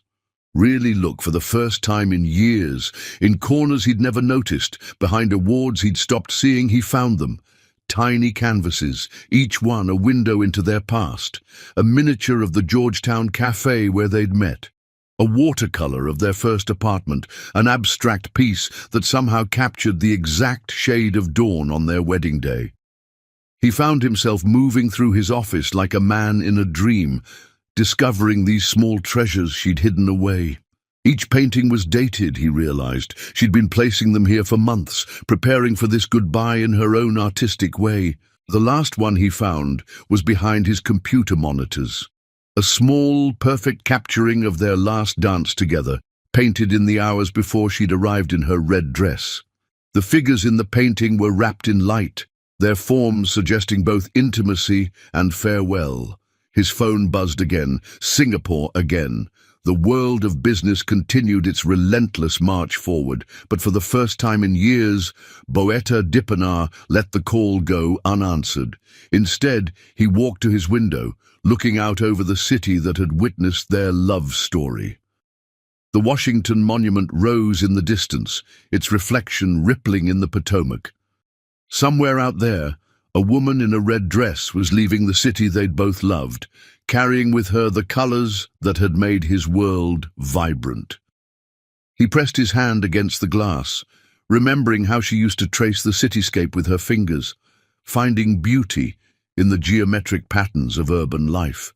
His empire stretched out below him, the gleaming offices, the humming servers, the endless stream of data that had become his true companion. But standing there in the morning light, surrounded by the small paintings that told their story, Boeta realized that success tasted like ashes when there was no one to share it with. The letter lay on his desk, its pages slightly curved from his grip, the ink smudged in places by tears he hadn't realized he was shedding. In the corner of his office, a small security camera blinked steadily, recording the moment when one of DC's most powerful men learned that some things couldn't be measured in profit margins or market shares. Outside, the city was awakening to another day of political power plays and corporate machinations. But in a top-floor office overlooking the Potomac, time stood still as a man surrounded by success finally understood the cost of achieving it. The morning sun caught the tears on his cheeks, turning them to gold, as if even his grief was being transformed into a commodity. His phone buzzed one final time, then fell silent. In the quiet, Boeta could almost hear the echo of their last dance, could almost smell her perfume, could almost believe that if he turned around quickly enough, she would still be there in her red dress, ready to teach him again how to find beauty in chaos. But when he turned, there was only the empty office, the letter, and the small paintings that would become his most valuable possessions, worth more than all the stock options and market shares in his empire of data and dreams. Chapter 9. The Search. The autumn chill had settled over Washington, D.C., painting the city in shades of gold and crimson that reminded Boeta of Avali's last dress. 2 weeks had passed since she'd left, and his empire felt hollow without her. The penthouse, once their sanctuary, now echoed with absence, her paintings removed from the walls, her art supplies cleared from the studio, only the faintest trace of her perfume lingering like a ghost. Despite her plea not to look for her, Boeta had thrown himself into the search with the same intensity he usually reserved for corporate acquisitions. He hired the best private investigators in D.C., leveraging his connections in the tech world to track her movements. But Avali, it seemed, had learned something about strategic planning during their years together. Her gallery resignation had been submitted weeks in advance, effective immediately after their last night. Her social media accounts were dormant. Her cell phone number was disconnected. The art shipping company that had moved her supplies refused to disclose the destination, citing client confidentiality. Even her lawyer, a formidable woman in Georgetown, would only communicate through official channels about their divorce proceedings. Boetta sat in his office, surrounded by the small paintings she'd hidden for him to find. He'd had them professionally framed, each one a window into the happiness he'd taken for granted. His computer displayed multiple search windows, flight manifests, hotel bookings, gallery openings around the world. Somewhere out there, Avali was starting a new life, and for the first time, his technological empire felt useless in the face of her determination to disappear. He reached out to their mutual friends, starting with those from their early days at Georgetown. Most seemed unsurprised by their separation, which stung more than he expected. Some, like Marcus from the gallery circuit, were politely evasive, suggesting they'd been prepared for this outcome. "I'm worried about her," Boetta told Marcus over coffee at their old Georgetown cafe. The Ethiopian blend they'd once shared now tasted bitter on his tongue. "Are you?" Marcus asked, studying him over the rim of his cup. "Or are you worried about yourself? About losing control of a situation for the first time in your life?" The question hit too close to home. Boetta had spent the past 2 weeks oscillating between grief and frustration. Unused to problems he couldn't solve with money or technology, his corporate efficiency had been replaced by a frantic energy that concerned even his most dedicated employees. He visited every place in D.C. that held significance in their relationship. The spot on the National Mall where they danced in the rain was now occupied by tourists taking photos of the monuments. The Jefferson Memorial, where they'd exchanged vows, stood serene and indifferent to his pain. Even their favorite Eastern Market breakfast spot felt different without her artistic eye finding beauty in the mundane details. The search became an obsession. He hired more investigators, expanded the search internationally. His assistant Jennifer watched with growing concern as he pushed aside crucial business meetings to pursue another possible lead. The Singapore expansion, once his primary focus, now felt insignificant compared to finding the woman who had brought color to his world. 1 month into the search, a breakthrough came from an unexpected source. A junior curator at the National Portrait Gallery, reviewing archived security footage for a different project, noticed Avali in the background of a frame. The timestamp showed her entering the conservation department 3 days before their last night together. Boetta practically ran to the gallery, his usual composed demeanor forgotten in his eagerness for any connection to her. The conservation department was basement level, a maze of climate-controlled rooms where art was restored and preserved. The head conservator, an elderly woman named Dr. Chen, regarded him with a mixture of sympathy and caution. "Yes, she was here," Dr. Chen confirmed, leading him through the quiet workspace. She wanted to learn about art preservation techniques, said something about ensuring certain pieces would survive for future generations.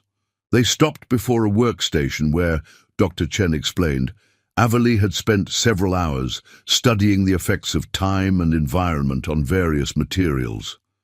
She was particularly interested in how different pigments age, the conservator added, how some colors fade while others endure. The metaphor wasn't lost on Boetta. He could almost see her here, absorbing knowledge about preservation while planning their final goodbye. Had she been thinking about how to preserve their memories, even as she prepared to leave? How to ensure their love story would endure, even as their marriage faded?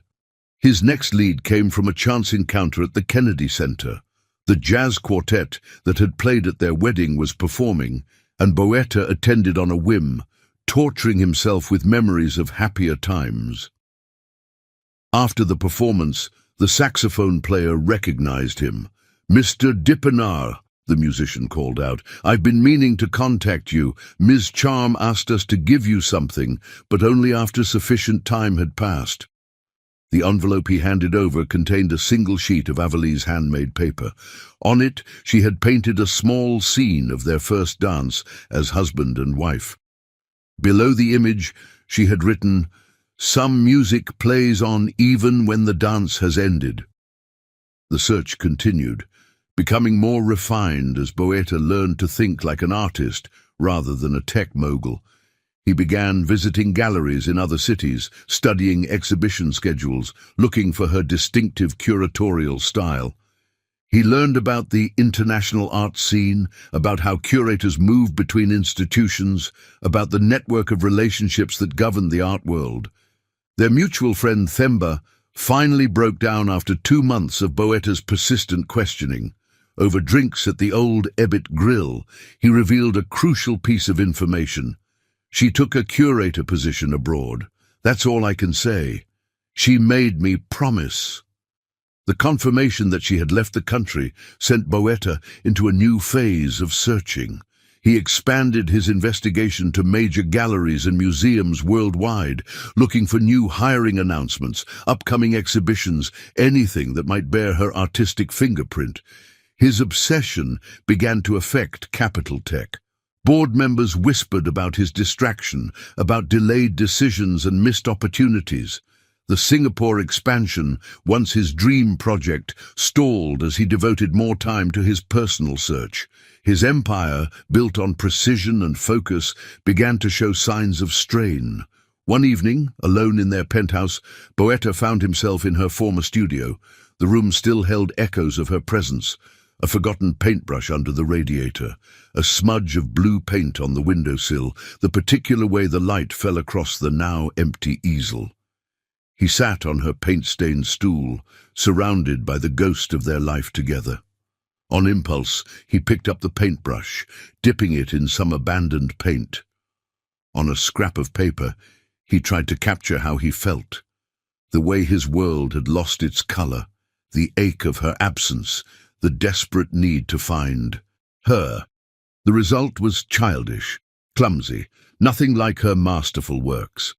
But the act of creating, of trying to express emotion through art, gave him a new understanding of her world. 3 months into the search, another clue emerged. A gallery owner in New York mentioned seeing one of Avalee's distinctive installations in a Chelsea window. Boeta flew there immediately, hope rising in his chest like a tide. But the gallery owner's description led nowhere. The installation had been temporary, and no one could say where the artist had gone next. Back in D.C., the fall colors faded to winter gray. The city prepared for the holiday season, strings of lights appearing along K Street like stars brought down to earth. Boeta wandered through their old haunts, seeing memories around every corner. The cafe where they'd met had closed, becoming another victim of changing times. The spot where they'd danced in the rain was now under construction, the National Mall's eternal evolution continuing without regard for personal history. His phone buzzed constantly. Business demands, board concerns, the endless needs of his digital empire. But for the first time in his career, Boeta Dipanar wasn't answering. Instead, he sat in art galleries for hours, studying paintings, trying to understand what Avalee had seen in them. He enrolled in a basic art appreciation course at Georgetown, humbling himself to learn the language she had spoken so fluently. The holiday season brought a new kind of pain. Their usual traditions, choosing a tree from the lot near Eastern Market, decorating it with ornaments collected from their travels, sharing mulled wine on their balcony, now existed only in memory. The penthouse remained undecorated, Boeta unable to bear the thought of celebrating without her. 6 months into his search, reality began to set in. Avalee had covered her tracks too well, had planned her departure too carefully. She had learned from him, after all, the importance of strategy, of meticulous execution. But where his plans had always focused on acquisition and growth, hers had centered on preservation and independence. The irony wasn't lost on him. He had spent years teaching her about efficiency and strategic planning, and she had used those lessons to orchestrate the perfect disappearance. His own methods, turned against him, had proven more effective than he could have imagined. One snowy evening, as he sat in his office surrounded by her hidden paintings, Boetta finally understood what she had meant in her letter. Some loves were meant to live in memory rather than reality. Some paintings were meant to be appreciated from a distance. His search, driven by the same controlling instincts that had driven her away, was perhaps the clearest proof that she had been right to leave. The Singapore expansion moved forward without his constant oversight. Capital Tech continued to grow, its momentum carrying it forward despite his distraction. But Boetta Dipinar, the man who had once measured everything in profit margins and market shares, found himself measuring time differently now.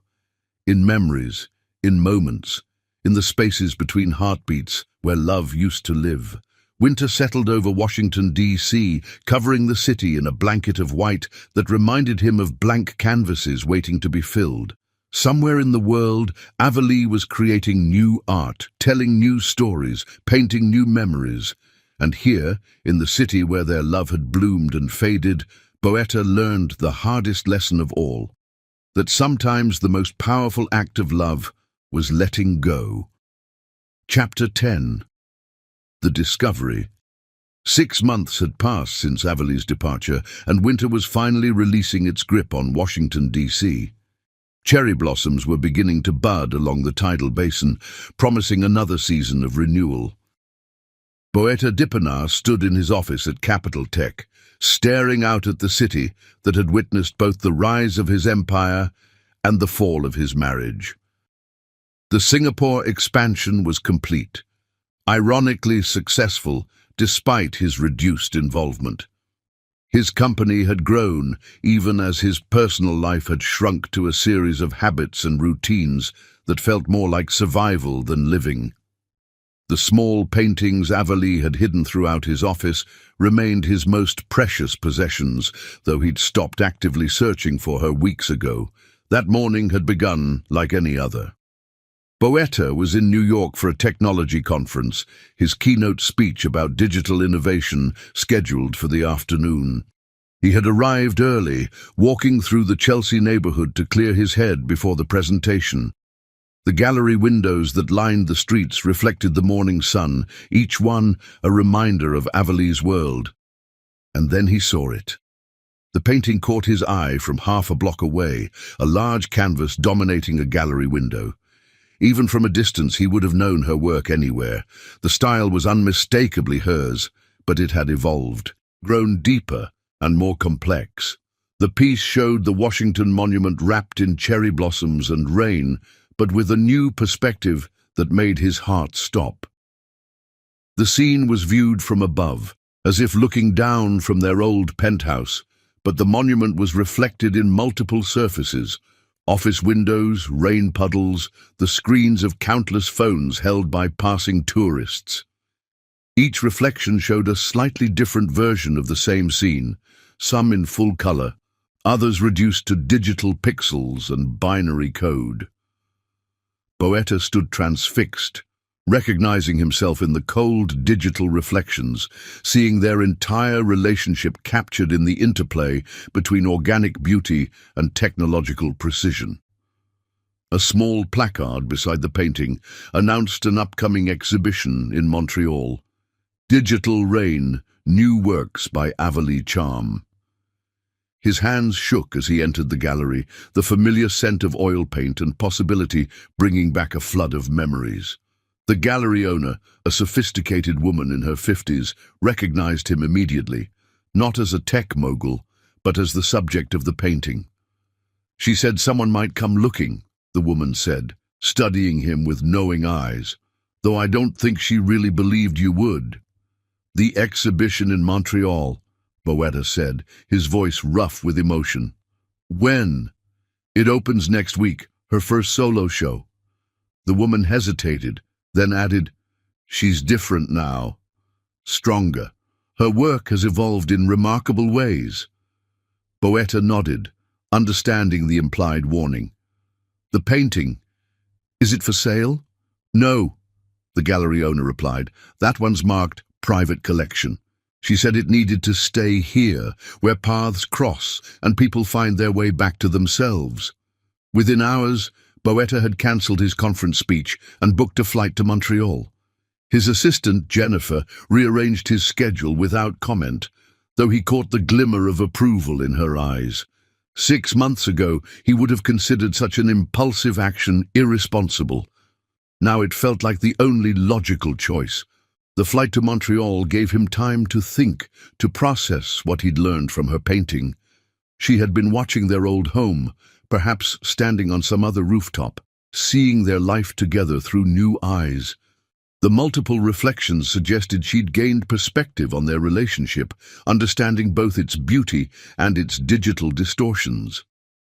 Montreal welcomed him with a fresh blanket of late winter snow, the city's blend of old and new architecture, reminding him of Avali's appreciation for contrasts.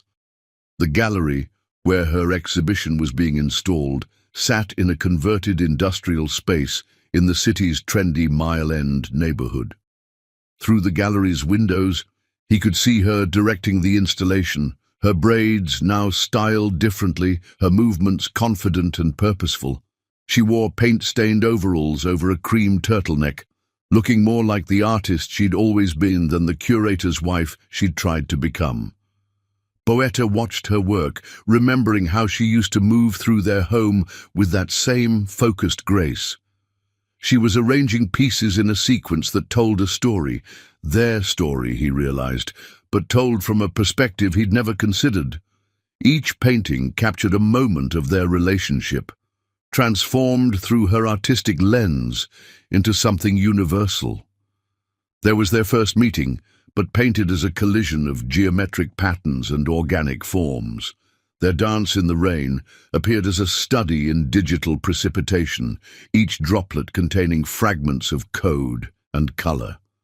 Their wedding day was reimagined as a mesh of traditional imagery and binary sequences. The centerpiece of the exhibition stopped him cold. It was a massive triptych titled Empire of Data, showing their penthouse view of DC at 3 different times of day. In the first panel, sunrise painted the city in hopeful hues. The middle panel showed noon, harsh light revealing the city's ambitions and angles. The final panel depicted night, but instead of darkness, the city glowed with digital light, each window a pixel in an endless display of ones and zeros. He was so absorbed in studying the paintings that he didn't notice the gallery had gone quiet. When he finally turned, Avali was standing a few feet away, her expression a complex mixture of emotions he had once known how to read. "You found me," she said softly, not a question, but a statement of fact. "You're painting in Chelsea," he replied. "I would know your work anywhere." She nodded, moving closer to the triptych. "I needed to understand it," she said, gesturing to the paintings. "What happened to us? How we lost each other in your beautiful digital empire. I needed to paint it to make sense of it." "And did you? Make sense of it?" "Some things can't be fully understood," she answered, turning to face him. "They can only be experienced, processed, and eventually accepted. Like rain. You can measure it, analyze its patterns, predict its behavior, but you can't really know it until you've danced in it." The reference to their rain dance made his heart clench. He looked closer at her, seeing new confidence in her posture, new wisdom in her eyes. She had changed just as the gallery owner had warned, but so had he. "I've been learning about art," he said, the words feeling inadequate. "Taking classes at Georgetown. Trying to understand your world the way you tried to understand mine." A small smile played at her lips. "And what have you learned?" "That some things can't be quantified, that success isn't always measurable, that love isn't a resource to be managed, but a masterpiece to be cherished." Avali's eyes softened slightly. She moved to another painting, one showing a woman emerging from a digital cocoon, her form becoming more vibrant as she broke free from the pixels that had confined her. "This is who I am now," she said, touching the canvas gently. "I'm not running anymore, not hiding. I'm creating something new from what we were, what we lost, what we learned." "I know," Boetta replied. "I can see it in your work. You're stronger now, more fully yourself." He paused, gathering courage. "I've changed too. The company runs itself more now. I've learned to delegate, to step back, to find balance. Because I left. Because you taught me that some things are worth more than empire building. It just took losing you to understand the lesson." Outside the gallery windows, Montreal's winter light painted the snow in shades of gold and rose. Inside, surrounded by the artistic chronicle of their love story, two people who had lost their way stood at a crossroads of possibility. "I'm not coming back to DC," Averly said firmly. "I have a life here now, a community. My work is finally being recognized for what it is, not as an extension of your success." "I know," Boetta nodded. "I'm not asking you to come back. I'm asking for a chance to know who you are now, to show you who I've become." She studied him for a long moment, her artist's eye taking in the changes 6 months had wrought. He was still impeccably dressed, but there was something softer about him now, something more human in the way he held himself. "There's a cafe around the corner," she said finally. "They make Ethiopian coffee almost as good as Georgetown's. We could talk." "I'd like that," he replied, understanding this was not a reconciliation, but a beginning. A chance to know each other again, not as husband and wife, but as two people who had loved, lost, and learned from both. As they walked through Montreal's snowy streets, Boetta realized that finding Averly had never been about reclaiming what they'd lost. It was about discovering what they might become, separately and perhaps, if they were very lucky, together again in some new way that honored both their dreams. The cafe was warm and inviting, smelling of coffee and possibility. As they sat across from each other, steam rising from their cups like memories given form, Boetta understood that some discoveries weren't endpoints, but beginnings. In the end, he had found not just Averly, but a new way of seeing the world, through eyes that could appreciate both digital precision and artistic chaos, both planned success and spontaneous joy. Outside, snow began to fall, each flake a perfect combination of natural beauty and geometric precision, much like the love story captured in the paintings hanging just around the corner. Chapter 11. The Reunion. The Montreal winter had softened into early spring by the time Boetta found himself standing in Averly's studio, surrounded by the evolution of her art. 2 weeks had passed since their coffee shop reunion. 2 weeks of careful conversations and rediscovered connections. Her workspace occupied the top floor of a converted textile factory in Mile End, its massive windows offering a view of Mount Royal, dusted with the last remnants of snow. Unlike her careful, pristine studio in DC, this space exploded with creative energy. Canvases leaned against every wall, some finished, others in various stages of completion. Paint splatters decorated the wooden floors like abstract constellations. The scent of oils and turpentine mixed with the aromatic Ethiopian coffee she still preferred, creating an atmosphere that was uniquely Averly. "You're missing board meetings," she said softly, watching him examine her latest work. A piece that showed their old penthouse view transformed into a digital garden, where flowers made of binary code bloomed among real cherry blossoms. "Yes," he replied, turning to face her, "and I've never been more certain of any decision."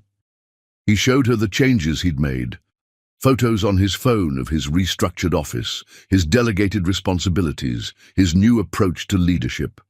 The final image was a promise written in paint on one of her blank canvases back in his DC office. "Some moments can't wait." Averly moved closer, studying the images. She wore paint-stained overalls over a simple black turtleneck, her braids pulled back with a colorful scarf. Success had changed her too. There was a quiet confidence in her movements, an assurance that came from standing on her own. "Tell me about the company," she said, gesturing to two paint-splattered chairs near the windows. "Really tell me, not the press release version." So he did. He told her about the completed Singapore expansion, but focused on the human stories, the local artists he'd hired to design their office spaces, the cultural consultants who'd helped them understand the community they were joining. He spoke about the changes he'd made to Capital Tech's structure, installing a strong management team that allowed him to step back from day-to-day operations. "I realized something," he said, watching the late afternoon light paint shadows across her face. "Technology should enhance life, not replace it. I'd built this empire focused on digital efficiency, but I'd forgotten why I started in the first place, to give people more time for what matters, not less." "And what matters to you now?" Avalee asked, her artist's eye noting the subtle changes in his posture, the way he seemed more present in his own skin. "Balance," he answered without hesitation. "The harmony between digital precision and human messiness. The beauty in imperfection." He gestured to her paint-splattered studio. "You taught me that, though it took losing you to understand the lesson." Avalee stood, moving to a canvas covered by a cloth. "I want to show you something," she said, pulling the fabric away to reveal a new painting. It showed their last dance in his office, but transformed. The figures were wrapped in streams of data that looked like embrace rather than imprisonment, their forms merging with both the digital and physical world in a way that suggested harmony rather than conflict. "I started this the day after you found me," she explained.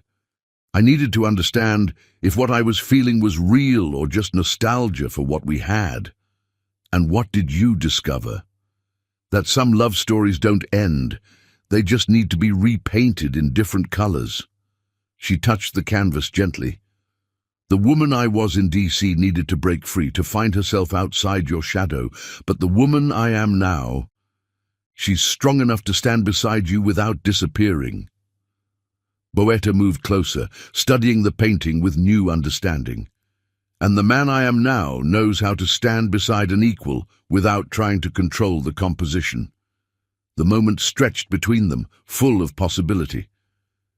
Outside, Montreal life continued its rhythm, so different from DC's power-driven pulse.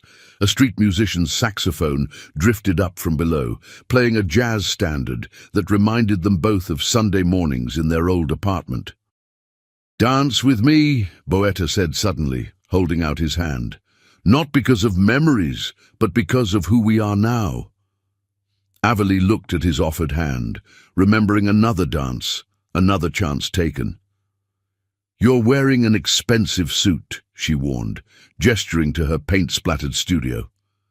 "Some things are worth ruining a suit for," he smiled, the expression reaching his eyes in a way she hadn't seen in years. She took his hand. They moved together in the fading light, finding their rhythm among the canvases and creating their own art with their movements. Paint smudged on his jacket, colors transferred from her overalls to his pants, but neither cared.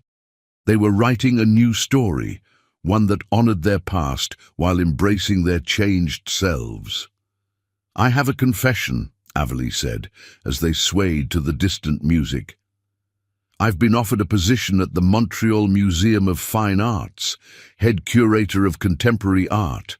They want me to build a new wing dedicated to digital art's intersection with traditional mediums." Boetta felt her tense slightly, waiting for his reaction. The old him might have seen this as a complication, an obstacle to be managed. The new him felt only pride and possibility. "That's incredible," he said sincerely. "Your vision has always been ahead of its time.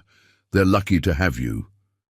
"It means I'll be staying in Montreal," she continued carefully, "building something of my own." "I know," he nodded. "And Capital Tech's Canadian headquarters could use a CEO who understands both the tech and cultural aspects of what we do." Avalee pulled back slightly, searching his face. You'd move to Montreal. The company doesn't need me in DC anymore. I've built a strong enough foundation that it can run without my constant presence. What it needs now is growth in new directions, understanding of different perspectives. He touched her cheek gently. Something you taught me the value of. And the penthouse. Your empire? Some emperors learn that ruling from a distance makes their kingdom stronger. His smile held both, humor and humility. Besides, I hear Montreal has excellent Ethiopian coffee. Avalie laughed, the sound echoing through her studio like music. It's not that simple, she cautioned. We're different people now. We can't just pick up where we left off. I don't want to pick up where we left off, Boeta replied. I want to start something new, something that honors both who we were and who we've become. She considered this, her artist's mind already composing the possibilities. We'd need rules, she said finally, real ones, not corporate guidelines that get overruled by the next crisis. Like what? Like no phones during dinner, like protected time for both our passions. Like understanding that success isn't just measured in market shares or gallery openings, but in moments of connection. Like dancing in paint-splattered studios, he suggested, drawing her closer. Like remembering that love is both art and science, spontaneity and planning, digital precision and human messiness. The last light of day painted her studio in gold, turning the paint splatters on the floor into a map of their journey, separate paths that had somehow led them back to each other. But this time they were meeting as equals, each strong in their own right, each ready to create something new together. There's one more thing, Avalie said softly, her hand finding his. Something I discovered a few weeks ago, something that made me start painting that new piece.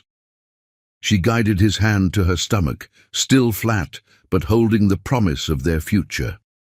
Boeta's breath caught as understanding dawned, his eyes filling with tears that had nothing to do with market shares or corporate success. A masterpiece in progress, she whispered, watching joy transform his face. They stood together in the paint-splattered studio, the distant saxophone still playing, the city lights beginning to twinkle like stars.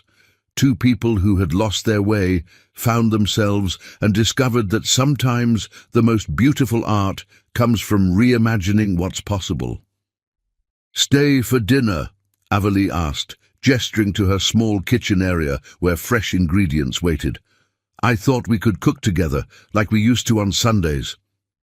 Boeta reached for his phone, turned it off completely, not just silent but powered down, and placed it face down on a distant table. "I'd love to," he said. "Show me what you're creating these days." As they moved around her kitchen, sharing stories and rediscovering their rhythm, both understood that this wasn't an ending, but a beginning. They were crafting something new, a love story painted in fresh colors, a partnership that celebrated both their strengths, a future that merged the best of both their worlds. Outside, Montreal prepared for spring, the last snow melting to reveal new growth beneath. Inside the studio, surrounded by art that told their story, two people who had once lost each other in the chaos of success discovered that sometimes love needs distance to grow stronger, needs breaking to be rebuilt better, needs loss to be truly appreciated. And if paint somehow found its way onto Boeta's expensive suit as they cooked, danced and reconnected, well, some things were worth ruining a suit for. Chapter 12. New Beginnings. 1 year after their Montreal reunion, spring had returned to bring new life to their world. The converted warehouse loft they now shared in Mile End had become a perfect blend of their two souls. One half a state-of-the-art home office with views of the city skyline, the other a sunlit studio where creativity flowed freely. But the heart of their home was the nursery, its walls painted with a mural that told their love story in shapes and colors that their daughter would one day understand. Avalie's pregnancy had transformed her art in unexpected ways. Her latest exhibition, Digital Genesis, combined traditional paintings with interactive technology, creating pieces that responded to viewers' presence. The Montreal Museum of Fine Arts had given her free rein to revolutionize their contemporary wing, and critics were calling her work a breakthrough in merging digital and traditional art forms. Boetta had kept his promise. Capital Tech's Canadian headquarters had become a model for corporate innovation, not just in technology, but in human-centered design. He had rebuilt his company culture from the ground up, creating an environment where creativity and efficiency coexisted in perfect balance. His board meetings now included artists and cultural consultants, ensuring that their digital innovations enhanced rather than replaced human connection. On this particular morning, they stood together on their rooftop garden, watching the sunrise paint Montreal in shades of promise. Avalie, now 8 months pregnant, leaned back against Boetta's chest as his hands cradled her swollen belly. Their daughter was active this morning, kicking as if dancing to the city's awakening. Rhythm. "She's going to be a handful," Avalie smiled, placing her hands over his, already refusing to follow any schedule. "Good," Boetta replied, kissing her temple. "Some things shouldn't be bound by timetables." They had learned to dance between their worlds. Their home had 2 calendars, one digital for business commitments, one hand-painted by Avalie for their personal life. The painted one took precedence, its days marked with family commitments, date nights, and protected time for each of their passions. They had found that structure could support spontaneity when given the right foundation. The nursery was a testament to their new balance. Its smart monitoring system was hidden behind whimsical murals. The crib, handcrafted by a local artisan, had been designed using advanced 3D modeling. Even the mobile above combined delicate painted figures with tiny LED lights that twinkled like stars.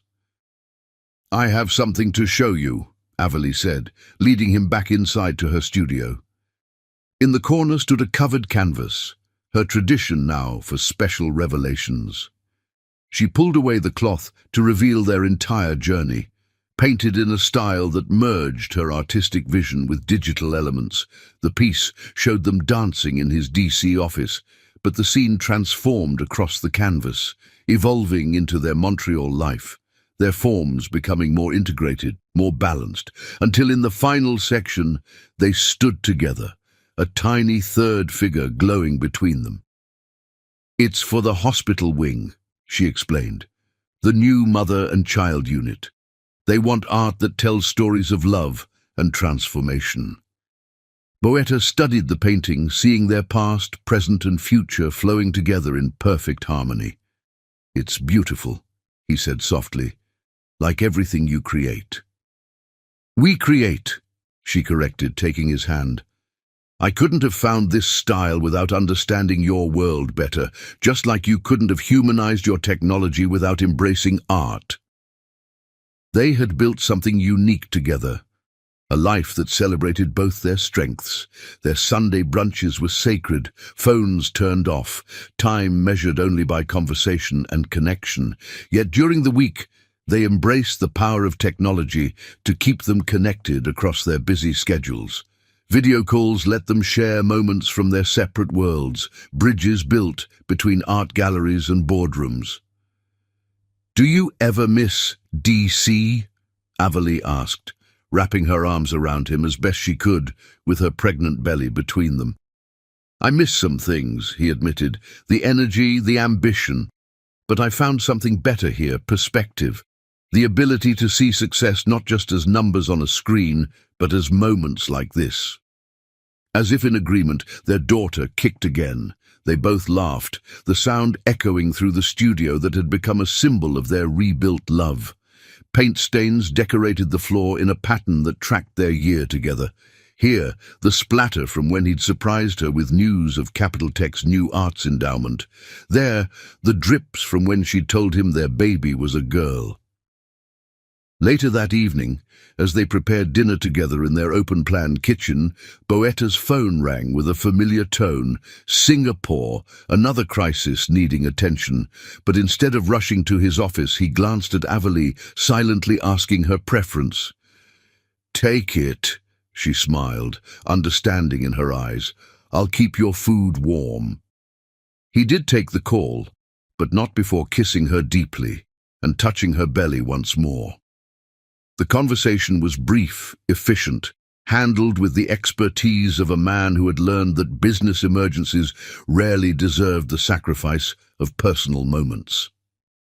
When he returned to the kitchen, Avalie had set their table for dinner, candles lit despite the early hour.